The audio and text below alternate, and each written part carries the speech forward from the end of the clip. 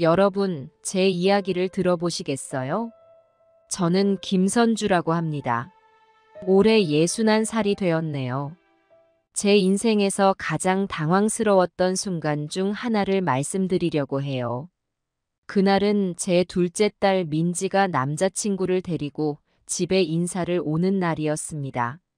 첫째 민영이는 이미 결혼해서 잘 살고 있었기에 둘째도 좋은 사람 만나 행복하게 살았으면 하는 바람이 컸죠. 그런데 그 남자의 얼굴을 보는 순간 저는 그만 폭발해버리고 말았어요. 이 결혼 절대 못 시켜. 너 같은 사기꾼이랑은 우리 딸 평생 못 살아. 그 자리에 있던 모든 사람들이 놀라서 저를 쳐다봤어요. 민지는 눈물이 그렁그렁한 채 엄마, 무슨 소리예요? 라고 물었죠. 하지만 저는 들리지 않는 듯 계속해서 소리쳤습니다. 너 같은 놈 믿을 수 없어. 당장 나가. 남자친구는 당황한 표정으로 죄송합니다만 제가 무슨 잘못을 했는지 라고 말을 꺼내려 했지만 저는 들으려고도 하지 않았어요. 그저 그 자리에서 그 남자를 내쫓고 싶었을 뿐이었죠. 민지는 울면서 남자친구를 따라 나가버렸고 남편은 어리둥절한 표정으로 저를 바라보았어요. 여보, 대체 무슨 일이에요? 왜 이러는 거예요? 그제서야 저는 제가 방금 무슨 짓을 했는지 깨달았습니다. 하지만 이미 엎질러진 물이었죠. 그날 이후로 우리 가족의 평화로운 일상은 완전히 깨져버렸어요. 왜 제가 그렇게 극단적인 반응을 보였는지 그 이유를 알려면 10년 전으로 돌아가야 할 것 같네요. 여러분, 그날의 사건 전으로 조금 돌아가 볼까요? 그때 저는 민지 때문에 많이 고민하고 있었어요. 우리 첫째 민영이는 이미 결혼해서 아주 잘 살고 있었거든요. 남편도 좋고 아이도 낳아 행복한 가정을 꾸리고 있었죠. 그런데 둘째 민지는 아직 적당한 짝을 못 찾고 있더라고요. 민지도 이제 나이가 33이에요. 결혼 정년기라고 하잖아요. 그래서 저도 모르게 자꾸 걱정이 되더라고요. 우리 민지 좋은 사람 만나서 결혼은 언제 하려나. 이런 생각을 하면서 밤잠을 설치기도 했어요. 물론 요즘 세상에 꼭 결혼을 해야 한다는 건 아니에요. 하지만 엄마 마음에 자식이 편하게 살았으면 하는 바람이 있잖아요. 그러다 문득 이런 생각이 들었어요. 내가 민지에게 좋은 남자를 소개해주면 어떨까? 제 친구 아들 중에 괜찮은 총각이 있거든요. 직업도 안정적이고 성격도 좋다고 하더라고요. 한번 만나보라고 해볼까 고민도 했어요. 하지만 곧 그 생각을 접었죠. 민지가 싫어할 것 같았거든요. 우리 민지는 제가 그런 걸 싫어한다는 걸 알고 있었어요. 그래서 그냥 민지가 좋은 사람 만나기를 기도하기로 했어요. 매일 밤 잠들기 전에 기도했죠. 우리 민지에게 좋은 사람 만나게 해주세요. 행복하게 살 수 있는 사람이면 좋겠어요. 그렇게 며칠을 보내고 있었어요. 그러던 어느 날 민지한테서 전화가 왔어요. 엄마, 다음 주에 시간 되세요? 제가 소개할 사람이 있어요. 얼마나 놀랐는지 몰라요. 제 기도가 통한 걸까요? 어쨌든 저는 너무 기뻤어요. 그래. 어떤 사람인데? 직업은 뭐 하는 사람이니? 민지가 대답했어요. 아, 그게 자영업이에요. 핸드폰 가게를 운영하고 있대요. 순간 좀 걱정이 됐어요. 요즘 자영업이 쉽지 않다고 하잖아요. 그래도 민지가 좋아한다니 괜찮다고 생각했죠. 그래, 어서 데리고 와봐. 엄마가 맛있는 거 해줄게. 이렇게 말하고 전화를 끊었어요. 그리고 그날을 기다리고 있었죠. 우리 민지가 어떤 사람을 데리고 올지 정말 궁금했어요. 사실 민지가 연애한다는 소식을 들은 건 이번이 처음은 아니에요. 대학 다닐 때부터 몇 번 남자친구가 있었다고 하더라고요. 하지만 오래 가는 걸 본 적이 없었어요. 그때마다 민지에게 물어봤죠. 왜 헤어졌어? 무슨 일 있었어? 민지는 늘 같은 대답을 했어요. 그냥 안 맞아서요. 그럴 때마다 제 마음이 아팠어요. 우리 민지가 왜 이렇게 연애가 안 풀리나 싶어서요. 혹시 제가 뭔가 잘못 가르쳤나 하는 생각도 들었죠. 민지가 어렸을 때부터 저는 늘 강조했거든요. 사람을 볼 줄 알아야 해. 겉모습에 속지 마. 이런 말들을요. 혹시 그 말들 때문에 민지가 사람을 쉽게 믿지 못하는 건 아닐까 그런 걱정도 했어요. 그래서 이번에는 정말 기대가 컸어요. 민지가 직접 소개하고 싶다고 하는 사람이니 뭔가 특별한 사람일 거라고 생각했거든요. 남편에게도 말했어요. 여보, 이번 주말에 민지가 남자친구 데리고 온대요. 남편도 기뻐하더라고요. 그래요? 드디어 우리 민지도 시집 갈 때가 됐나 보네. 그렇게 우리 부부는 설레는 마음으로 그날을 기다렸어요. 어떤 음식을 준비할지, 어떤 이야기를 나눌지 미리 계획도 세웠죠. 하지만 그때는 몰랐어요. 그 만남이 우리 가족에게 큰 파란을 일으킬 줄은요. 그 이야기는 나중에 해드릴게요. 먼저 10년 전으로 돌아가 볼까요? 그때 있었던 일부터 말씀드려야 지금의 상황을 이해하실 수 있을 것 같아요. 제가 왜 그렇게 극단적인 반응을 보였는지, 그 이유를 알려면 10년 전의 이야기를 들어보셔야 해요. 그때 저에게 무슨 일이 있었는지, 그리고 그 일이 어떻게 지금까지 영향을 미치고 있는지 말씀드릴게요. 그때 저는 핸드폰이 말썽이 생겼어요. 오래된 폰이라 좀 느리고 배터리도 빨리 닳더라고요. 그래서 새 핸드폰을 사러 동네 핸드폰 매장에 갔어요. 그때만 해도 이런 대형마트나 백화점보다는 동네 매장이 더 친절하고 좋다고 생각했거든요. 매장에 들어서자 20대 후반쯤 되어 보이는 젊은 직원이 저를 반갑게 맞아주더라고요. 어서 오세요. 고객님, 무엇을 도와드릴까요? 저는 새 핸드폰을 보러 왔다고 말했어요. 그러자 그 직원이 정말 친절하게 여러 가지 모델을 보여주면서 설명해 주더라고요. 고객님, 이 모델은 최신형이에요. 카메라 성능이 정말 좋아서 사진 찍는 걸 좋아하시면 강추드립니다. 이 모델은 배터리가 오래 가서 충전 자주 하는 게 귀찮으신 분들께 좋아요. 이렇게 하나하나 꼼꼼히 설명해 주는데 솔직히 말해서 저는 잘 이해가 가지 않았어요. 그래도 그 직원의 친절한 태도에 좋은 인상을 받았죠. 그러다 문득 가격이 궁금해졌어요. 그런데 이 폰들 가격은 얼마 정도 하나요? 그러자 그 직원이 빙그레 웃으면서 말하더라고요. 아, 걱정 마세요. 고객님, 지금 아주 좋은 프로모션을 하고 있어서 거의 공짜나 다름없어요. 순간 제 귀를 의심했어요. 공짜라니요? 이렇게 좋은 폰을 공짜로 준다고요?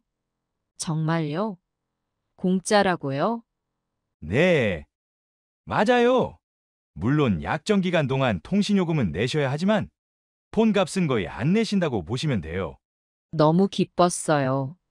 새 핸드폰을 공짜로 살 수 있다니 이런 기회가 어디 있겠어요? 그래서 저는 그 중에서 제일 마음에 드는 모델로 골랐어요. 카메라도 좋고 배터리도 오래 간다는 그 폰이요. 직원이 계약서를 가져왔어요. 여기 서명해 주시면 돼요. 그리고 공인인증서 있으세요? 없으시면 제가 만들어 드릴게요. 저는 그저 기쁜 마음에 계약서를 꼼꼼히 읽어보지도 않고 서명했어요. 공인인증서도 없다고 하니까 직원이 친절하게 만들어 주더라고요. 자, 이제 다 됐습니다. 축하드려요. 고객님, 새 폰 잘 쓰세요. 그렇게 저는 새 핸드폰을 들고 집으로 돌아왔어요. 얼마나 기뻤는지 몰라요. 남편에게 자랑했죠. 여보, 나 새 폰 샀어요. 그것도 공짜로요. 남편은 좀 의아해 하더라고요. 공짜요? 세상에 공짜가 어디 있어요? 그래도 저는 설명해 줬어요. 직원이 그렇게 말했다고요. 남편은 고개를 갸우뚱거리면서도 그냥 넘어갔어요. 그렇게 며칠이 지났어요. 새 폰에 적응하느라 정신 없었죠. 사진도 찍어보고 새로운 앱도 깔아보고 정말 재미있었어요. 그런데 그때는 몰랐어요. 이 공짜 폰이 제 인생에 어떤 파장을 일으킬지. 그렇게 새 핸드폰을 받아 기분 좋게 사용하고 있었어요. 며칠 후 회사에 갔더니 동료 한 명이 제 새 핸드폰을 보고 물어보더라고요. 어머, 선주 씨 새 폰이네요. 어떤 거예요? 저는 자랑스럽게 대답했죠. 네, 며칠 전에 바꿨어요. 좋은 프로모션 하고 있더라고요. 거의 공짜로 샀답니다.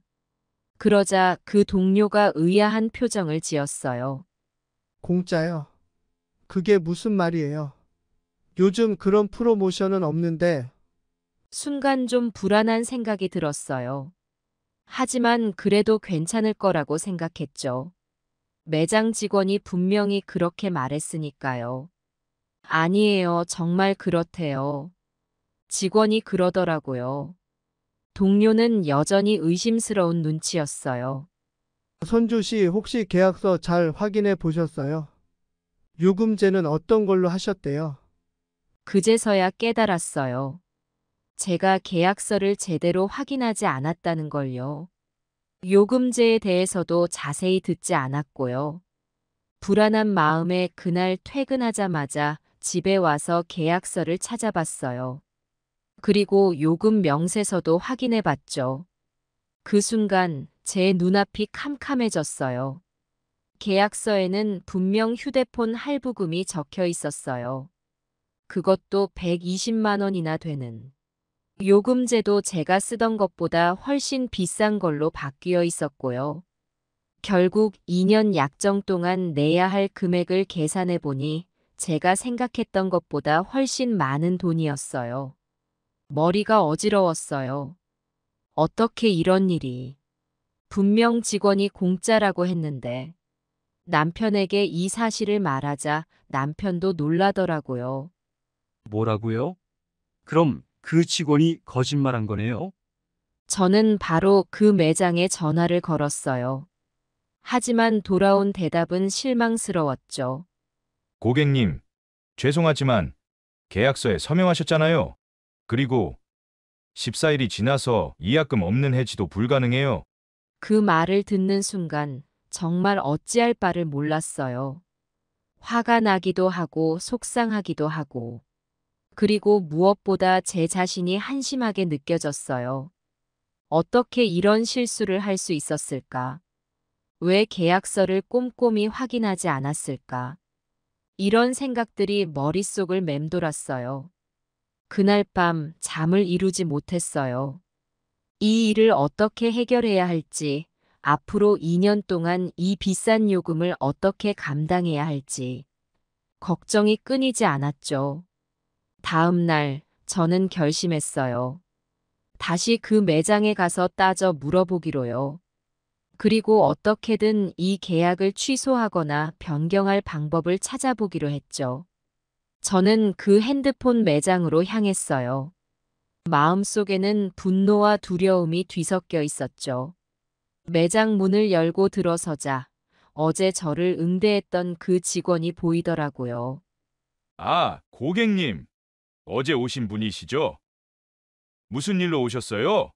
저는 최대한 침착하게 말했어요.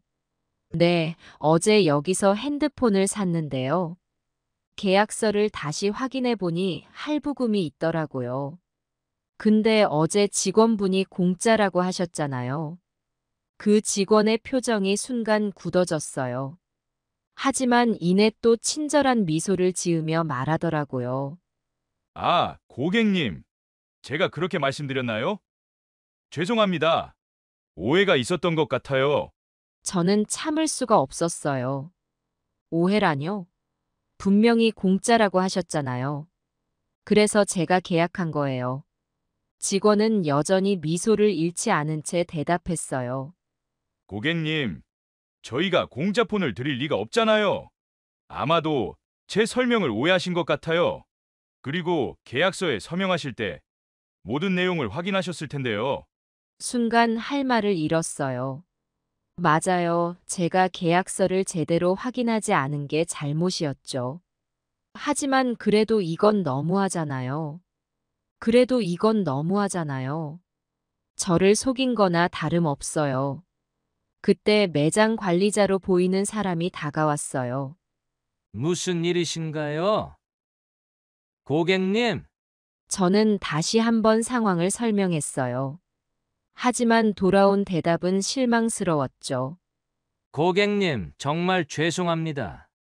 하지만 계약서에 서명하셨고 이미 14일이 지났기 때문에 취소나 변경이 어렵습니다. 저희도 어쩔 수 없어요. 그 말을 듣는 순간 정말 어찌할 바를 몰랐어요. 화가 나기도 하고 속상하기도 하고 그리고 무엇보다 제 자신이 한심하게 느껴졌어요. 그럼 제가 어떻게 해야 하는 거죠? 이 비싼 요금을 2년 동안 내야 한다는 거예요? 관리자는 조금 난처한 표정을 지으며 말했어요. 죄송합니다만 계약 내용대로 진행될 수밖에 없습니다. 다만 부가 서비스를 빼드릴 순 있어요.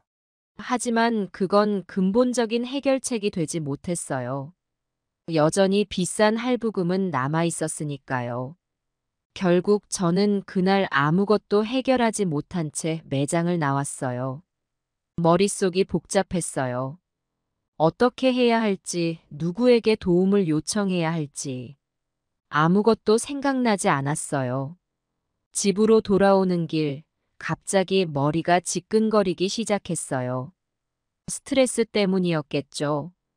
그날 이후로 저는 심한 두통에 시달리기 시작했어요. 남편은 제 상태를 보고 걱정하더라고요. 여보, 괜찮아요? 너무 스트레스 받지 마세요. 어떻게든 해결해 볼게요. 하지만 저는 쉽게 마음을 추스르지 못했어요. 밤마다 잠을 설치고 식욕도 떨어졌죠. 그러다 어느 날 거울을 보는데 머리카락이 한 움큼 빠져 있는 거예요. 놀라서 병원에 갔더니 의사 선생님이 말씀하시더라고요. 스트레스성 탈모 같습니다. 심한 스트레스를 받으셨나 봐요. 그제서야 깨달았어요. 이 일이 제 건강에까지 영향을 미치고 있다는 걸요. 하지만 그 순간에도 저는 해결책을 찾지 못했어요. 그렇게 몇 달이 지났어요. 여전히 매달 비싼 요금을 내면서 제 실수를 후회하고 있었죠. 그리고 그 매장과 그 직원에 대한 원망도 점점 커져갔어요. 어느 날 TV에서 유사한 사례의 뉴스를 보게 됐어요. 핸드폰 매장의 기만적인 영업 행위에 대한 내용이었죠. 그제서야 저는 용기를 내어 소비자 보호원에 문의를 했어요. 하지만 결과는 역시나 실망스러웠어요. 계약서에 서명한 이상 법적으로 문제를 제기하기 어렵다는 거였어요. 그때 저는 정말 절망했어요. 이 일은 그렇게 해결되지 않은 채로 남았어요. 2년 동안 비싼 요금을 내면서 저는 그 경험을 잊으려 노력했죠. 하지만 완전히 잊을 순 없었어요. 그 일 이후로 저는 모든 계약에 대해 극도로 조심스러워졌어요. 작은 글씨 하나하나까지 다 읽어보고 의심스러운 게 있으면 꼭 물어보고. 어쩌면 그게 이 일이 준 유일한 교훈이었을지도 모르겠어요. 10년이 지난 지금 그날의 일을 떠올리면 아직도 가슴이 답답해져요. 하지만 시간이 흐르면서 그 아픔도 조금씩 잊혀갔죠. 그래도 핸드폰 가게만 보면 왠지 모를 불편한 감정이 들곤 했어요. 매번 그럴 때마다 저는 깊은 한숨을 내쉬곤 했죠. 그러던 어느 날 민지가 남자친구를 데리고 온다고 연락이 왔어요. 얼마나 기다렸던 순간인지 몰라요. 우리 막내가 드디어 좋은 사람을 만났구나 싶어서 정말 기뻤죠. 가슴이 설레는 한편으로 약간의 걱정도 되더라고요. 과연 어떤 사람일까? 우리 민지를 행복하게 해줄 수 있을까? 그날 아침부터 분주히 준비했어요.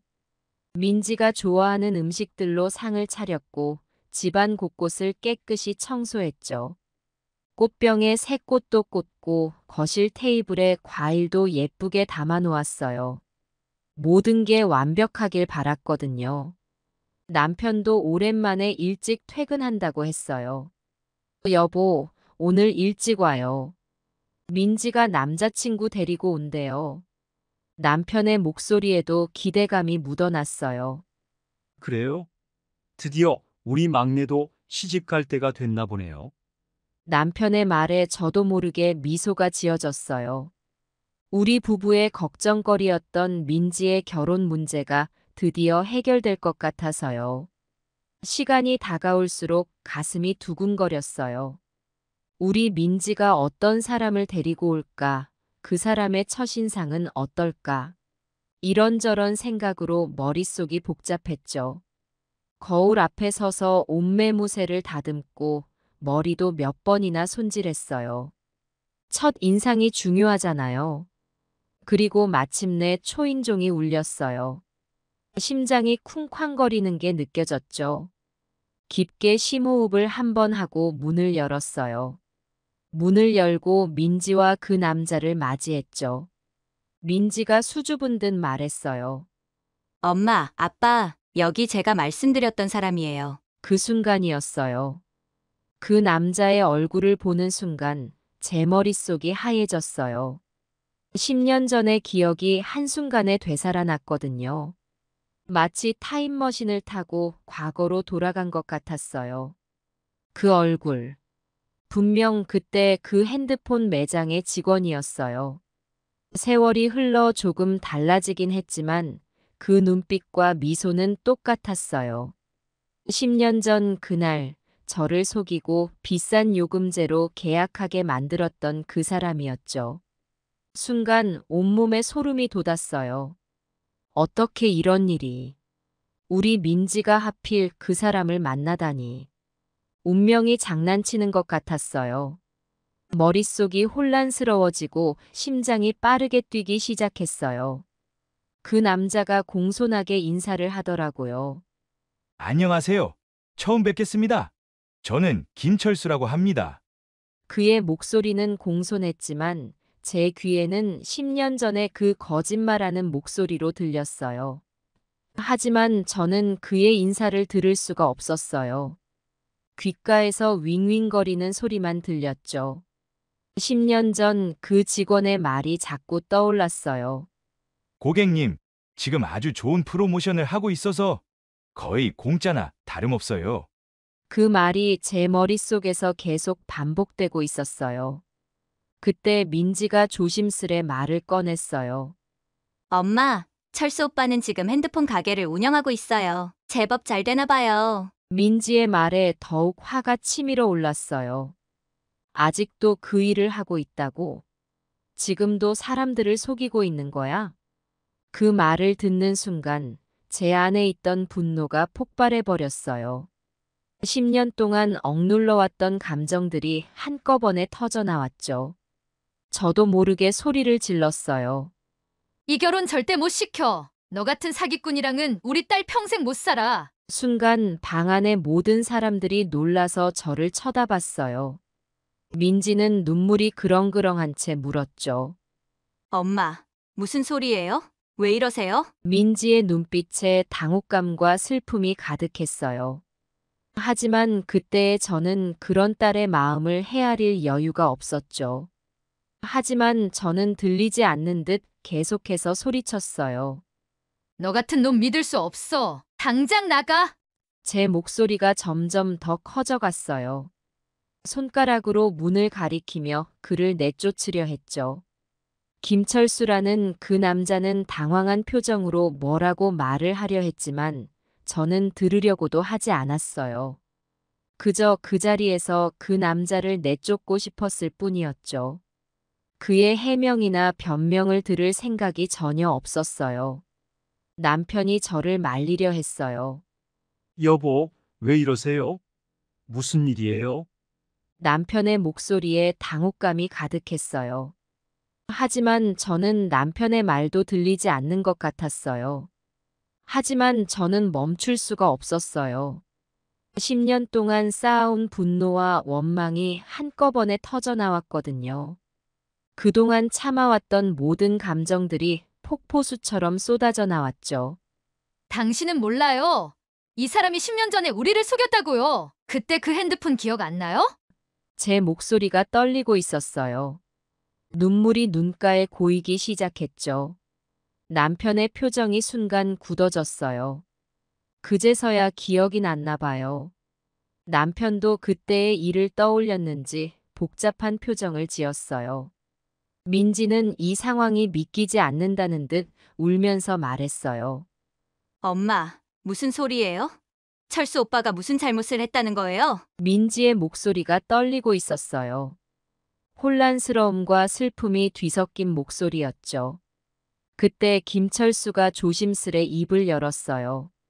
죄송합니다만 제가 무슨 잘못을 했는지 저는 정말 모르겠습니다. 그의 목소리에는 당혹감과 함께 약간의 두려움이 묻어 있었어요. 그 말을 듣자 더 화가 났어요. 아직도 모른다고? 10년 전에 핸드폰 공짜라고 속이고 비싼 요금제로 가입시킨 거 기억 안 나? 제 목소리가 더욱 커졌어요. 손가락으로 그를 가리키며 따졌죠. 그제서야 김철수의 표정이 변했어요. 뭔가 기억이 난 듯 했죠. 그의 얼굴이 순간 창백해졌어요. 혹시 10년 전 옆 동네 핸드폰 매장 말씀이신가요? 그의 목소리가 작아졌어요. 기억이 떠오르면서 그의 표정도 복잡해졌죠. 저는 놀라서 그를 쳐다봤어요. 어떻게 알았지? 순간 말문이 막혔어요. 김철수가 계속 말을 이어갔어요. 정말 죄송합니다. 그때 일이 저도 정말 후회하고 있습니다. 그때 저는 갓 입사한 신입이었고 지점의 지시대로 영업을 했습니다. 하지만 그게 얼마나 잘못된 일인지 나중에 깨달았습니다. 그의 목소리에 진심이 묻어 있는 것 같았어요. 하지만 저는 여전히 그를 믿을 수 없었죠. 그의 말을 들으며 저는 혼란스러웠어요. 한편으로는 그의 사과를 듣고 싶었지만 다른 한편으로는 여전히 분노가 가라앉지 않았거든요. 10년 동안 쌓아온 감정들이 쉽게 사그라들지 않았어요. 그래서 지금은 뭐가 달라졌다는 거예요? 여전히 핸드폰 가게를 하고 있잖아요. 제 목소리에 비난과 의심이 가득했어요. 김철수가 고개를 숙이며 대답했어요.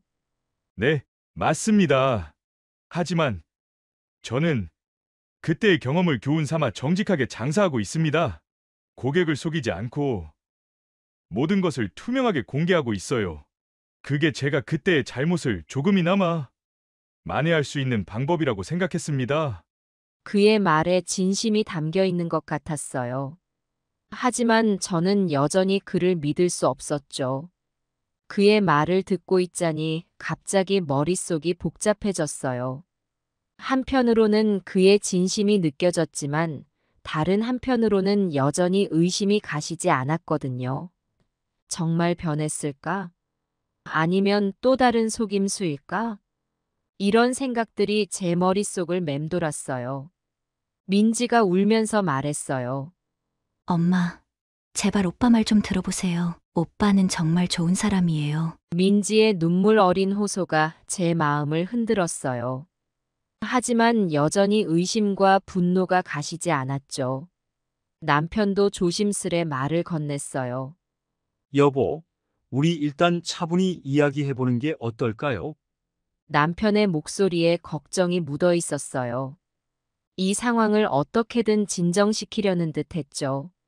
하지만 저는 여전히 마음을 열 수가 없었어요. 10년 동안 쌓인 분노와 원망이 그렇게 쉽게 사라질 리가 없었거든요. 그때의 기억들이 계속해서 제 마음을 흔들었어요. 안 돼요. 이 사람을 어떻게 믿을 수 있어요? 한 번 사기꾼은 영원한 사기꾼이에요. 제 목소리가 떨리고 있었어요. 분노와 함께 슬픔도 느껴졌죠. 그 말을 듣자 김철수의 얼굴이 창백해졌어요. 그의 눈에 깊은 상처가 스쳐 지나가는 게 보였어요. 민지는 더 큰 소리로 울기 시작했고 남편은 난감한 표정으로 서 있었죠. 방 안의 분위기가 순식간에 얼어붙었어요. 아무도 말을 하지 못하고 그저 서로를 바라보기만 했죠.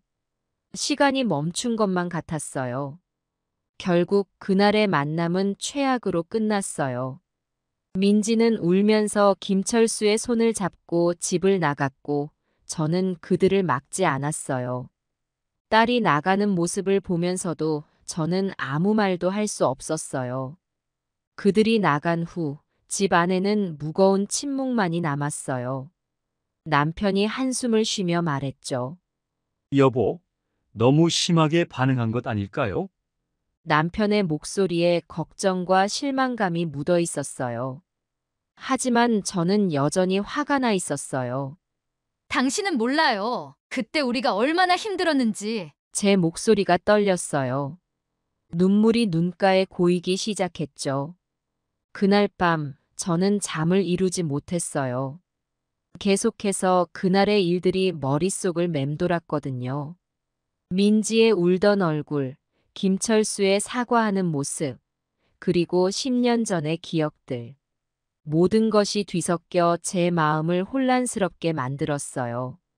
한편으로는 제가 너무 과하게 반응한 건 아닌가 하는 생각도 들었어요. 하지만 다른 한편으로는 여전히 그 사람을 믿을 수 없었죠. 정말로 변했을까? 아니면 또 다른 속임수일까? 이런 생각들이 계속해서 제 머릿속을 맴돌았어요. 밤새 뒤척이며 생각했어요. 우리 민지의 행복을 위해서는 어떤 선택을 해야 할까? 그 사람을 용서해야 할까? 아니면 끝까지 반대해야 할까? 쉽게 답을 내릴 수 없었어요. 다음 날 아침 남편이 조심스레 말을 꺼냈어요. 여보, 우리 민지한테 연락해봐요. 어제 일로 많이 속상했을 거예요. 남편의 말에 저도 동의했지만 여전히 마음이 복잡했어요. 전화기를 들고 민지의 번호를 눌렀지만 쉽게 통화 버튼을 누르지 못했어요. 무슨 말을 해야 할지, 어떻게 이 상황을 풀어나가야 할지 막막했거든요. 결국 용기를 내어 전화를 걸었지만 민지는 받지 않았어요. 아마도 아직 화가 나 있는 모양이었죠. 그 순간 제 마음이 더 무거워졌어요. 그날 이후로 우리 집 분위기는 완전히 바뀌었어요. 민지는 집에 오지 않았고 전화도 받지 않았죠. 남편은 한숨만 쉬었고 저는 마음이 무거웠어요. 며칠 뒤 민지가 집에 왔어요. 얼굴이 많이 상해 있더라고요. 엄마, 우리 얘기 좀 해요. 민지는 철수 씨의 좋은 점들을 열심히 설명했어요. 엄마, 철수 오빠는 정말 좋은 사람이에요. 그때 일은 정말 후회하고 있대요. 지금은 완전히 달라졌어요. 하지만 저는 쉽게 마음을 열 수 없었어요. 민지야, 넌 몰라. 그 사람이 우리에게 얼마나 큰 상처를 줬는지. 민지의 눈에 눈물이 고였어요. 엄마, 사람은 변할 수 있어요. 오빠는 정말 변했다고요. 제발 한 번만 기회를 주세요. 그래도 저는 고개를 저었어요. 안 돼. 그 사람을 믿을 수 없어. 민지는 결국 울면서 집을 나갔어요. 남편이 걱정스러운 목소리로 말했죠. 여보, 너무 완강하게 나오는 거 아닙니까? 저는 대답할 수 없었어요. 마음 한편으로는 남편 말이 맞다고 생각했지만 다른 한편으로는 여전히 그 사람을 믿을 수 없었거든요. 그 후로도 민지는 계속 저를 설득하려 했어요. 때로는 울면서, 때로는 화를 내면서. 하지만 저는 계속 거부했죠. 엄마, 왜 이러세요? 제 인생인데 제가 선택하게 해주세요. 안 돼. 넌 아직 어려. 엄마가 널 위해 그러는 거야. 이런 대화가 몇 번이나 반복됐어요. 매번 민지는 울면서 집을 나갔고 저는 마음이 아팠죠. 남편도 저를 설득하려 했어요. 여보, 우리 딸 말도 한번 들어보세요. 사람이 변할 수도 있잖아요. 하지만 저는 고집을 꺾지 않았어요. 큰딸 민영이도 나섰어요. 엄마, 너무하세요. 민지가 정말 좋아하는 사람인가 봐요. 한번 만나보시는 게 어때요? 가족들 모두가 저를 설득하려 했지만 저는 완강했어요. 그들의 말이 맞다는 걸 알면서도 마음 한구석에 두려움과 분노를 떨쳐낼 수 없었거든요. 어느 날 남편이 심각한 표정으로 말했어요. 여보, 이러다 민지를 잃을 수도 있어요. 그럼 우리 가족은 어떻게 되겠어요? 그 말에 저는 깊은 한숨을 내쉬었어요. 남편 말이 맞았어요. 이대로 가다간 정말 민지를 잃을지도 모른다는 생각이 들었죠. 하지만 여전히 마음 한구석에는 의심이 남아 있었어요. 정말 그 사람이 변했을까? 우리 민지를 행복하게 해줄 수 있을까? 그때 문득 민지가 어렸을 때 모습이 떠올랐어요. 항상 밝고 씩씩하던 우리 딸. 그 아이가 이제는 제 앞에서 눈물을 흘리며 애원하고 있다는 사실에 마음이 아팠어요. 내가 너무 완고했나 하는 생각이 들기 시작했어요. 하지만 여전히 쉽게 마음을 바꾸기는 어려웠죠. 그렇게 우리 가족은 계속해서 갈등 속에 있었어요. 민지와 저 사이의 벽은 점점 더 높아져만 갔고 가족들은 그 사이에서 안타까워했죠. 이 상황을 어떻게 해결해야 할까요? 제 고집을 꺾고 민지의 선택을 인정해야 할까요? 아니면 끝까지 제 판단을 믿어야 할까요? 쉽게 답을 내릴 수 없는 문제였어요. 시간이 흘러갔어요. 민지와의 갈등은 계속되었고 집 안 분위기는 점점 더 무거워졌죠. 매일 아침 거울을 볼 때마다 제 얼굴에 깊어가는 주름이 보였어요. 스트레스 때문인지 머리카락도 부쩍 빠진 것 같았고요. 그러던 어느 날 우연히 옛날 사진첩을 펼쳐보게 됐어요. 민지가 어렸을 때 찍은 사진들이었죠. 해맑게 웃고 있는 민지의 모습을 보니 가슴이 아팠어요. 내가 우리 딸의 웃음을 빼앗고 있는 건 아닐까? 그때부터 제 마음에 변화가 생기기 시작했어요. 과거의 상처에 얽매여 있는 제 모습이 보이기 시작한 거죠. 10년 전의 일 때문에 지금 우리 가족의 행복을 망치고 있다는 생각이 들었어요. 남편도 저의 변화를 느꼈는지 조심스레 말을 걸어왔어요. 여보, 요새 많이 생각하는 것 같아 보여요. 무슨 고민 있어요? 처음엔 대답하기 어려웠어요. 하지만 남편의 따뜻한 눈빛에 용기를 내어 말했죠. 여보, 제가 너무 완고했나 봐요. 민지의 행복을 위해서라도 다시 한번 생각해 봐야 할 것 같아요. 남편은 제 손을 꼭 잡아주었어요. 그렇게 생각하니 다행이에요. 우리 함께 해결해 나가요. 그 후로 저는 김철수 씨에 대해 다시 생각해 보기 시작했어요. 정말로 변했을까? 우리 민지를 행복하게 해줄 수 있을까? 그러던 중 우연히 길에서 김철수 씨를 마주치게 됐어요. 그는 공손하게 인사를 건넸죠. 안녕하세요, 어머님. 잠시 시간 좀 내주실 수 있을까요? 처음엔 망설였지만 결국 그의 제안을 받아들였어요. 우리는 근처 카페로 자리를 옮겼죠. 김철수 씨는 진지한 표정으로 말을 이어갔어요. 어머님, 정말 죄송합니다. 10년 전 일에 대해 진심으로 사과드립니다. 그때 저는 정말 어리고 미숙했습니다. 윗사람의 지시에 따라 무책임하게 행동했죠. 하지만 그 일 이후로 제 삶이 완전히 바뀌었습니다. 그는 10년간의 이야기를 들려주었어요. 그 사건 이후 가게를 그만두고 처음부터 다시 시작했다고 해요. 정직하게 장사하겠다는 다짐으로 작은 가게부터 시작해 조금씩 키워왔다고 했죠. 지금 제 가게에서는 모든 거래를 투명하게 공개합니다. 고객을 속이지 않고 정직하게 장사하고 있어요. 그게 제가 과거의 잘못을 조금이나마 만회할 수 있는 방법이라고 생각했습니다. 그의 말에 진심이 느껴졌어요. 눈빛에서 후회와 결의가 동시에 보였죠. 민지를 만나고 나서 더욱 그렇게 살아야겠다고 다짐했습니다. 민지에게 부끄럽지 않은 사람이 되고 싶었거든요.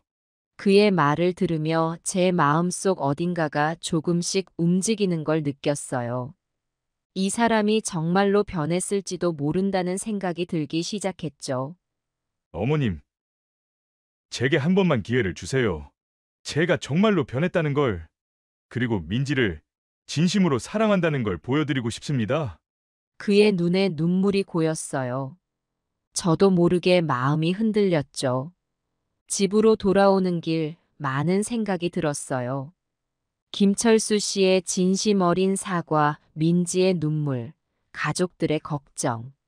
이 모든 것들이 제 마음속에서 뒤엉켰죠. 그날 밤 잠을 이루지 못하고 뒤척이다 결심했어요. 이제는 변해야 할 때야. 내 고집 때문에 우리 가족 모두가 힘들어하고 있잖아. 다음 날 아침 용기를 내어 민지에게 전화를 걸었어요.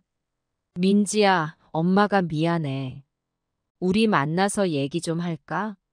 민지의 목소리에서 놀라움이 느껴졌어요. 우리는 만나서 오랜 시간 이야기를 나눴죠. 서로의 마음을 솔직하게 털어놓았어요.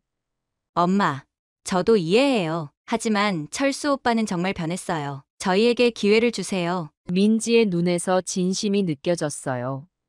그제서야 제가 얼마나 딸의 마음을 외면했는지 깨달았죠. 그래, 엄마가 잘못했어. 용서해 주겠니? 이제부터 너희의 선택을 존중할게. 우리 모녀는 얼싸안고 울었어요.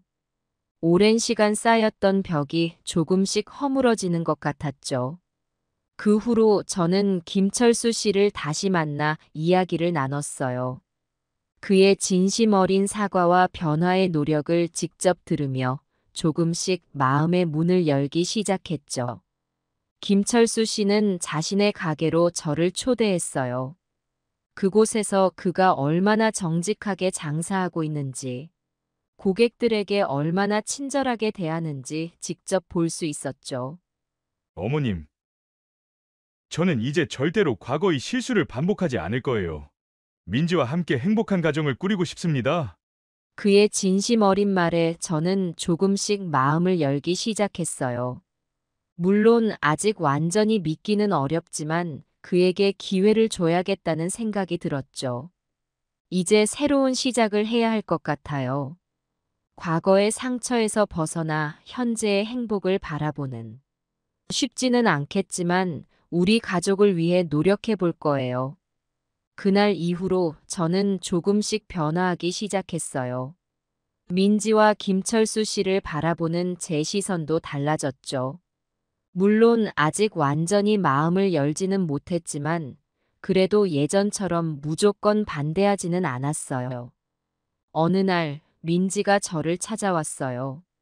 엄마, 철수 오빠랑 저 결혼하고 싶어요. 민지의 눈에는 불안과 기대가 동시에 담겨 있었어요.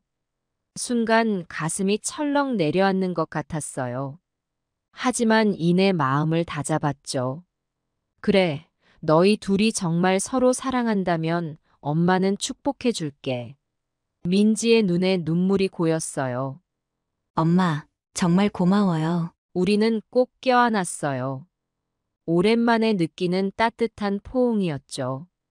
그 후로 결혼 준비가 시작됐어요.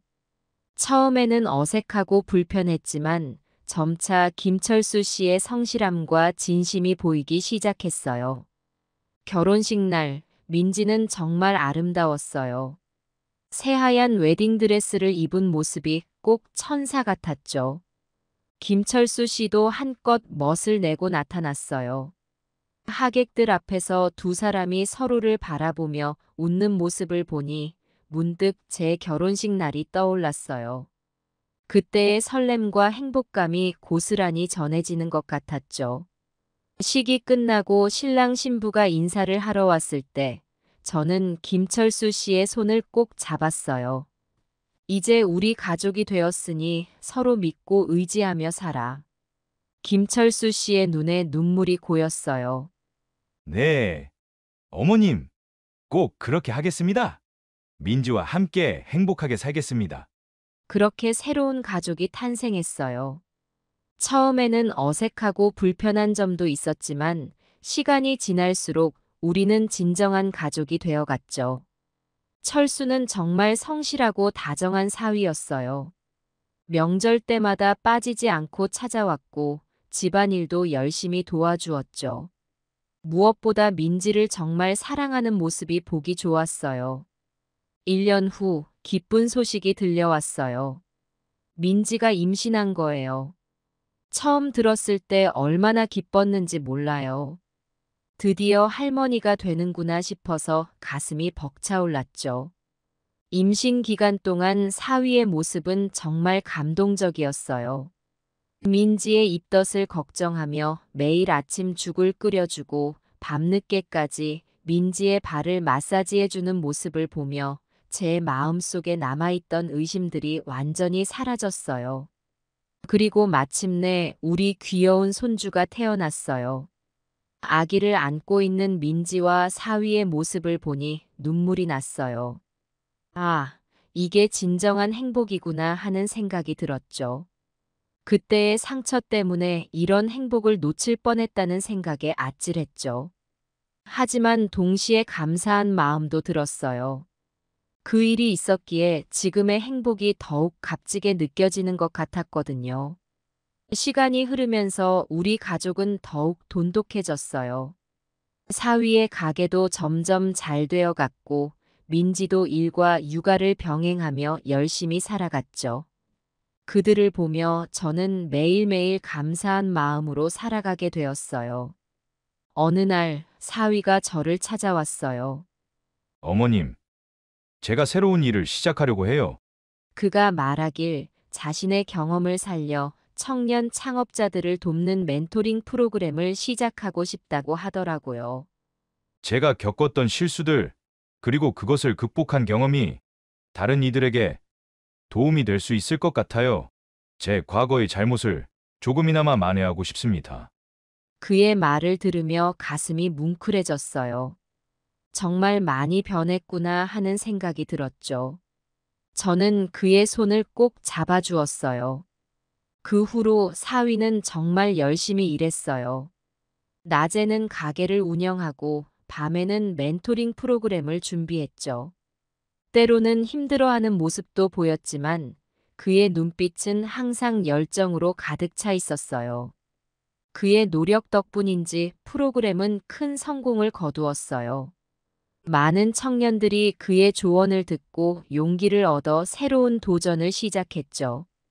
그 모습을 보며 저는 자랑스러운 마음이 들었어요. 어느 날 TV에서 사위가 나오는 걸 보게 됐어요. 청년 창업 성공 사례로 소개되는 거였죠. 인터뷰에서 그가 한 말이 아직도 기억에 남아요. 저도 한때는 잘못된 길을 걸었습니다. 하지만 가족의 사랑과 믿음 덕분에 다시 일어설 수 있었어요. 이제는 제가 받은 사랑을 다른 이들에게 나누고 싶습니다. 그 말을 들으며 저도 모르게 눈물이 났어요. 내가 정말 옳은 선택을 했구나 하는 생각이 들었죠. 지금 생각해보면 우리 가족의 이야기는 마치 한 편의 드라마 같아요.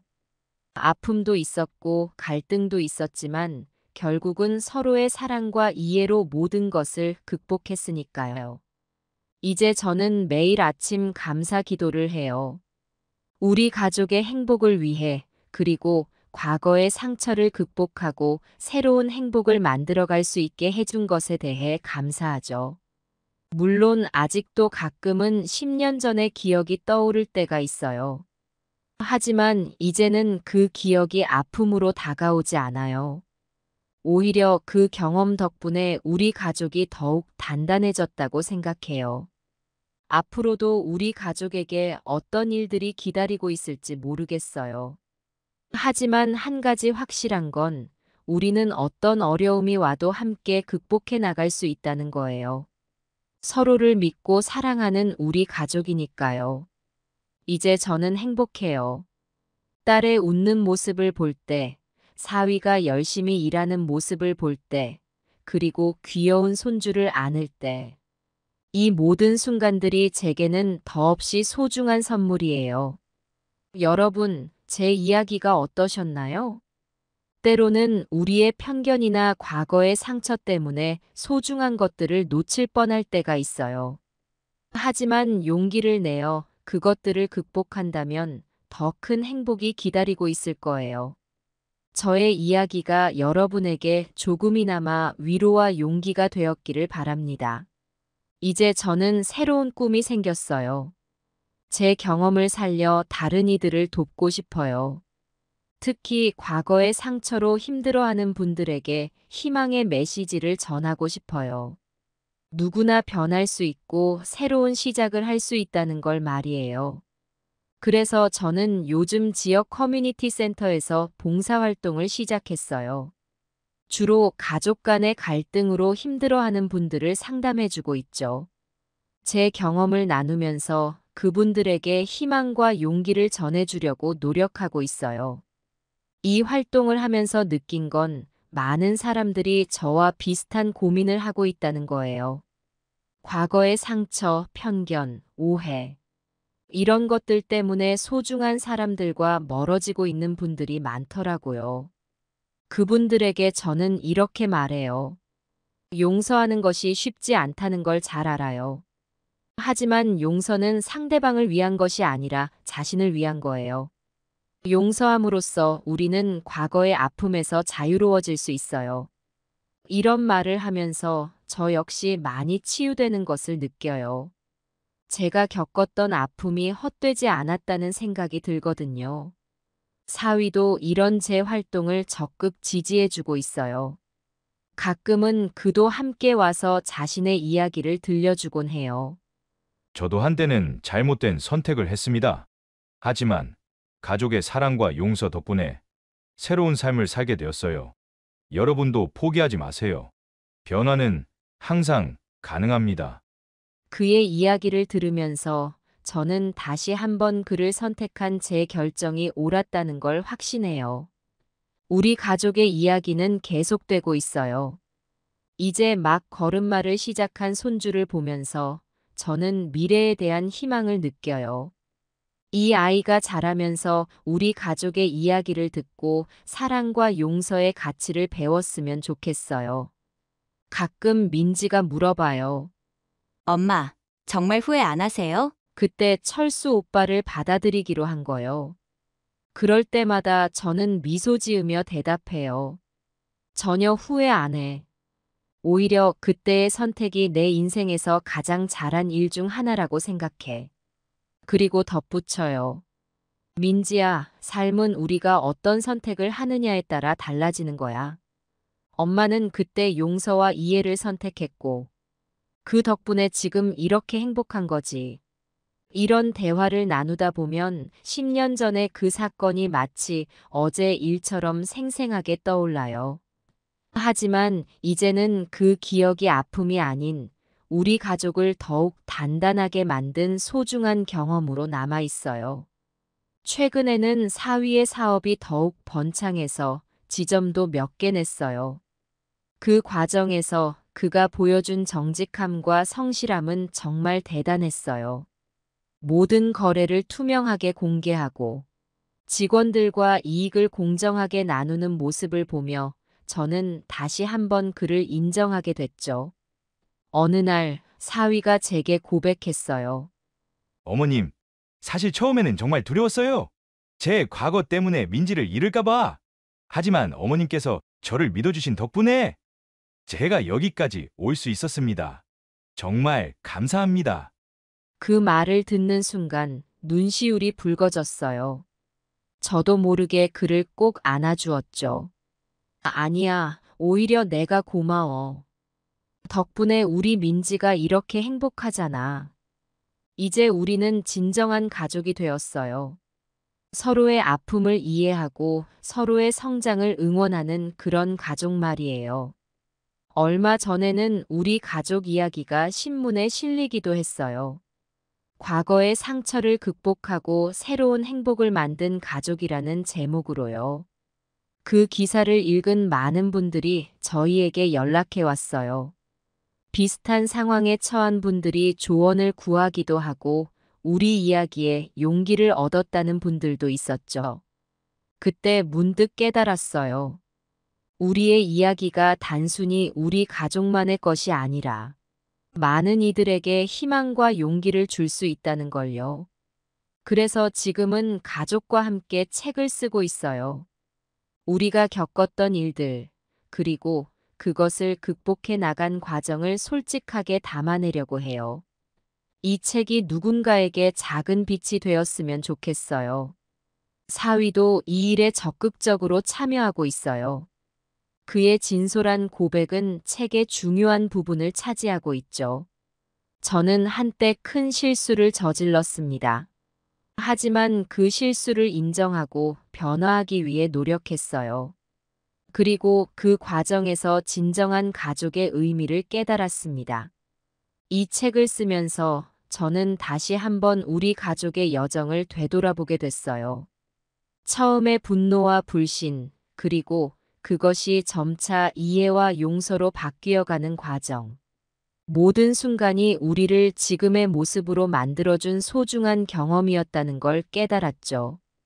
여러분, 삶은 때로 우리가 예상치 못한 방향으로 흘러가기도 해요. 하지만 그 과정에서 우리가 어떤 선택을 하느냐에 따라 결과는 완전히 달라질 수 있어요.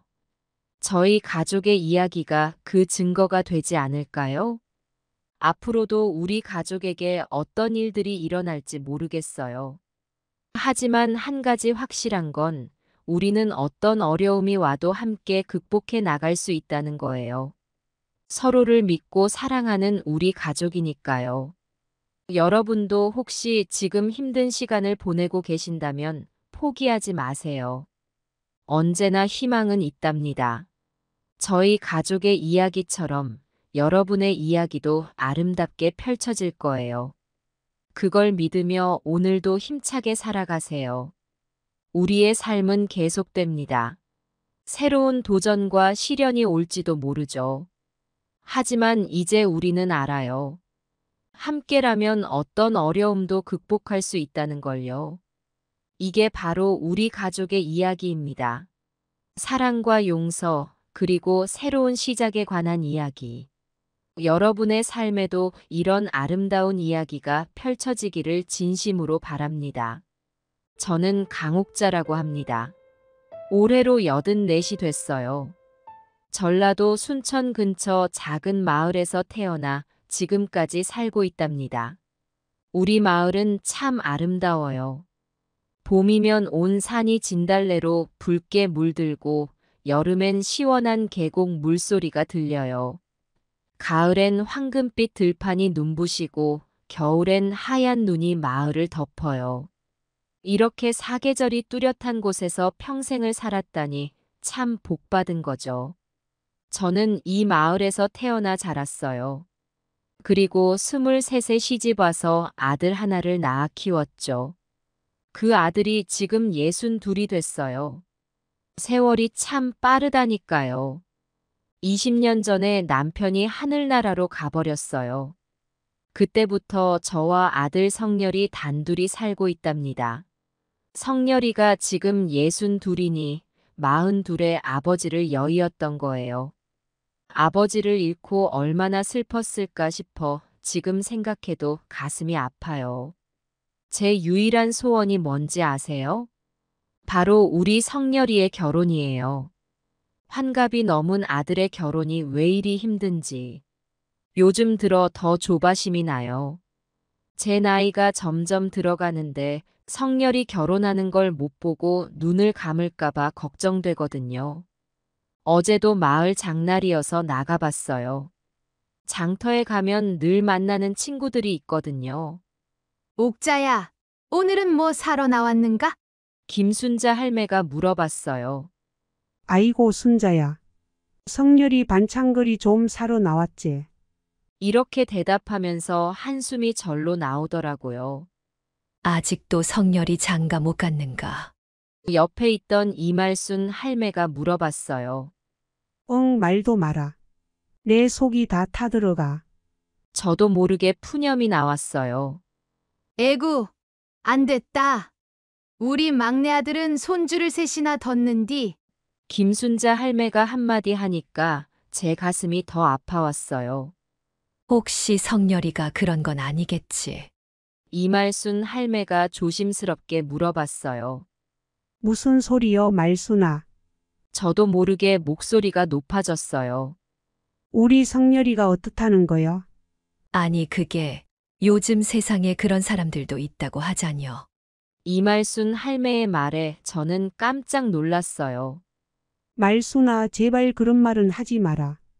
우리 성렬이는 절대 그럴 리가 없어. 제 목소리가 떨리는 게 느껴졌어요. 알았어, 옥자야. 내가 잘못 말했다. 용서해라. 이말순 할매가 미안해하는 걸 보니 마음이 좀 풀렸어요. 그나저나 옥자야. 너는 언제까지 성렬이 뒷바라지만 할 텐가? 너도 이제 좀 쉬어야 하지 않겠어? 김순자 할매가 걱정스러운 눈으로 물었어요. 아이고 순자야. 내가 뭘 어쩌겠어. 자식 하나 키워놨더니 이 모양이니. 그래도 포기할 순 없지. 저도 모르게 한숨이 나왔어요. 그려, 맞아. 자식 키우는 일에는 끝이 없는 법이지. 김순자 할매가 위로해줬어요. 근데 옥자야, 혹시 성렬이를 어디 소개소 같은데 보내봤어? 이말순 할매가 갑자기 묻더라고요. 소개소? 아이고 말순아. 우리 성렬이가 어디 그런 데 갈 사람이여. 소심해서 말도 제대로 못하는 아들인디. 저는 고개를 저었어요. 에이, 그래도 한번 알아보는 건 어떨까? 요즘엔 그런 데서 좋은 짝 만나는 사람도 많다던데. 김순자 할매가 거들었어요. 글쎄 한번 생각은 해볼게. 저는 그렇게 대답하고 시장을 나왔어요. 집으로 돌아오는 길에 자꾸 그 생각이 났어요. 소개소. 정말 우리 성렬이를 소개소에 보내볼까? 아들 얼굴 떠올리니 마음이 아팠어요. 우리 성렬이 어릴 때는 얼마나 영특했던지. 동네에서 제일 공부 잘한다고 소문이 자자했었죠. 그런데 지금은 집에만 틀어박혀 컴퓨터나 보고 있으니 속이 타들어가요. 아이고 이를 어쩌면 좋을꼬. 집 앞에 도착해서 다시 한숨이 나왔어요. 문을 열고 들어가니 성렬이가 여전히 컴퓨터 앞에 앉아 있더라고요. 성렬아 엄마 왔다. 인사를 했는데 대답이 없어요. 성렬아. 조금 더 큰 소리로 부르니까 그제서야 고개를 돌리더라고요. 아, 엄마. 언제 오셨어요? 항상 이런 식이에요. 방금 왔어. 밥은 먹었니? 걱정되는 마음에 물어봤어요. 아직이요. 조금 있다 먹을게요. 이렇게 말하고는 다시 컴퓨터로 고개를 돌리더라고요. 저는 한숨을 삼키며 부엌으로 향했어요. 아들 밥을 차리면서 계속 생각했어요.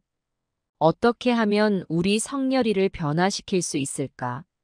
소개소 정말 한번 알아볼까? 이 나이 먹은 할매가 아들 장가 보내려고 이렇게 애쓰는 게 우습죠?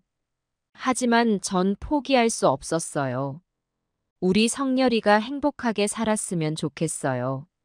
그게 이 세상에 남은 제 유일한 소원이었으니까요. 그만큼 제겐 소중한 아들이거든요. 성렬이가 그 나이까지 장가를 못 간 게 얼마나 안타까운지 몰라요. 어릴 때는 얼마나 똑똑하고 잘생겼었는지. 대학교도 서울의 좋은 학교를 나왔어요. 공부도 잘해서 대기업에 취직했죠. 그때 얼마나 자랑스러웠던지. 온 동네 사람들한테 말하고 다녔어요. 우리 성렬이가 서울 가서 대기업에 들어갔다고요. 하지만 그 좋은 시절이 오래가지 않았어요. 성렬이가 40살 되던 해에 회사가 부도났거든요. 갑자기 직장을 잃고 서울에서 내려온 아들을 보는 제 마음이 얼마나 아팠는지 몰라요. 엄마, 죄송해요. 제가 무능해서. 성렬이가 그렇게 말하는데 가슴이 찢어지는 것 같았어요. 아이고, 우리 아들. 무슨 소리야. 너 잘못이 아니야. 그렇게 위로했지만 성렬이의 마음의 상처는 쉽게 아물지 않았어요. 그 후로 20년이 넘게 지났네요. 성렬이는 여전히 일자리를 구하지 못했어요. 처음에는 열심히 구직 활동을 했어요. 이력서도 여러 군데 넣고 면접도 몇 번 봤죠. 하지만 번번이 실패했어요. 엄마, 저 같은 늙은이를 누가 쓰겠어요? 성렬이가 그렇게 말할 때마다 제 가슴이 찢어지는 것 같았어요.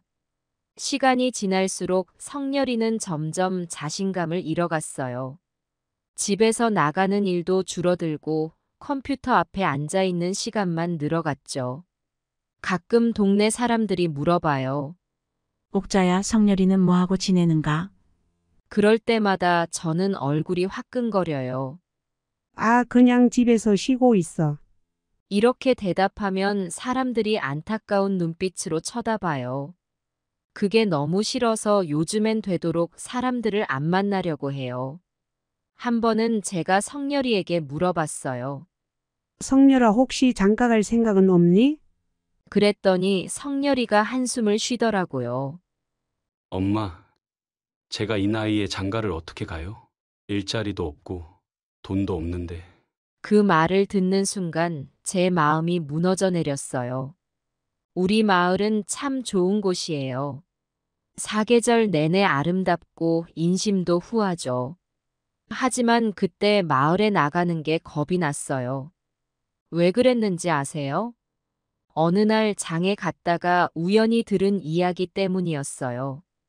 김순자 할매네 가게 앞에서 서너 명의 아줌마들이 모여 이야기하고 있더라고요.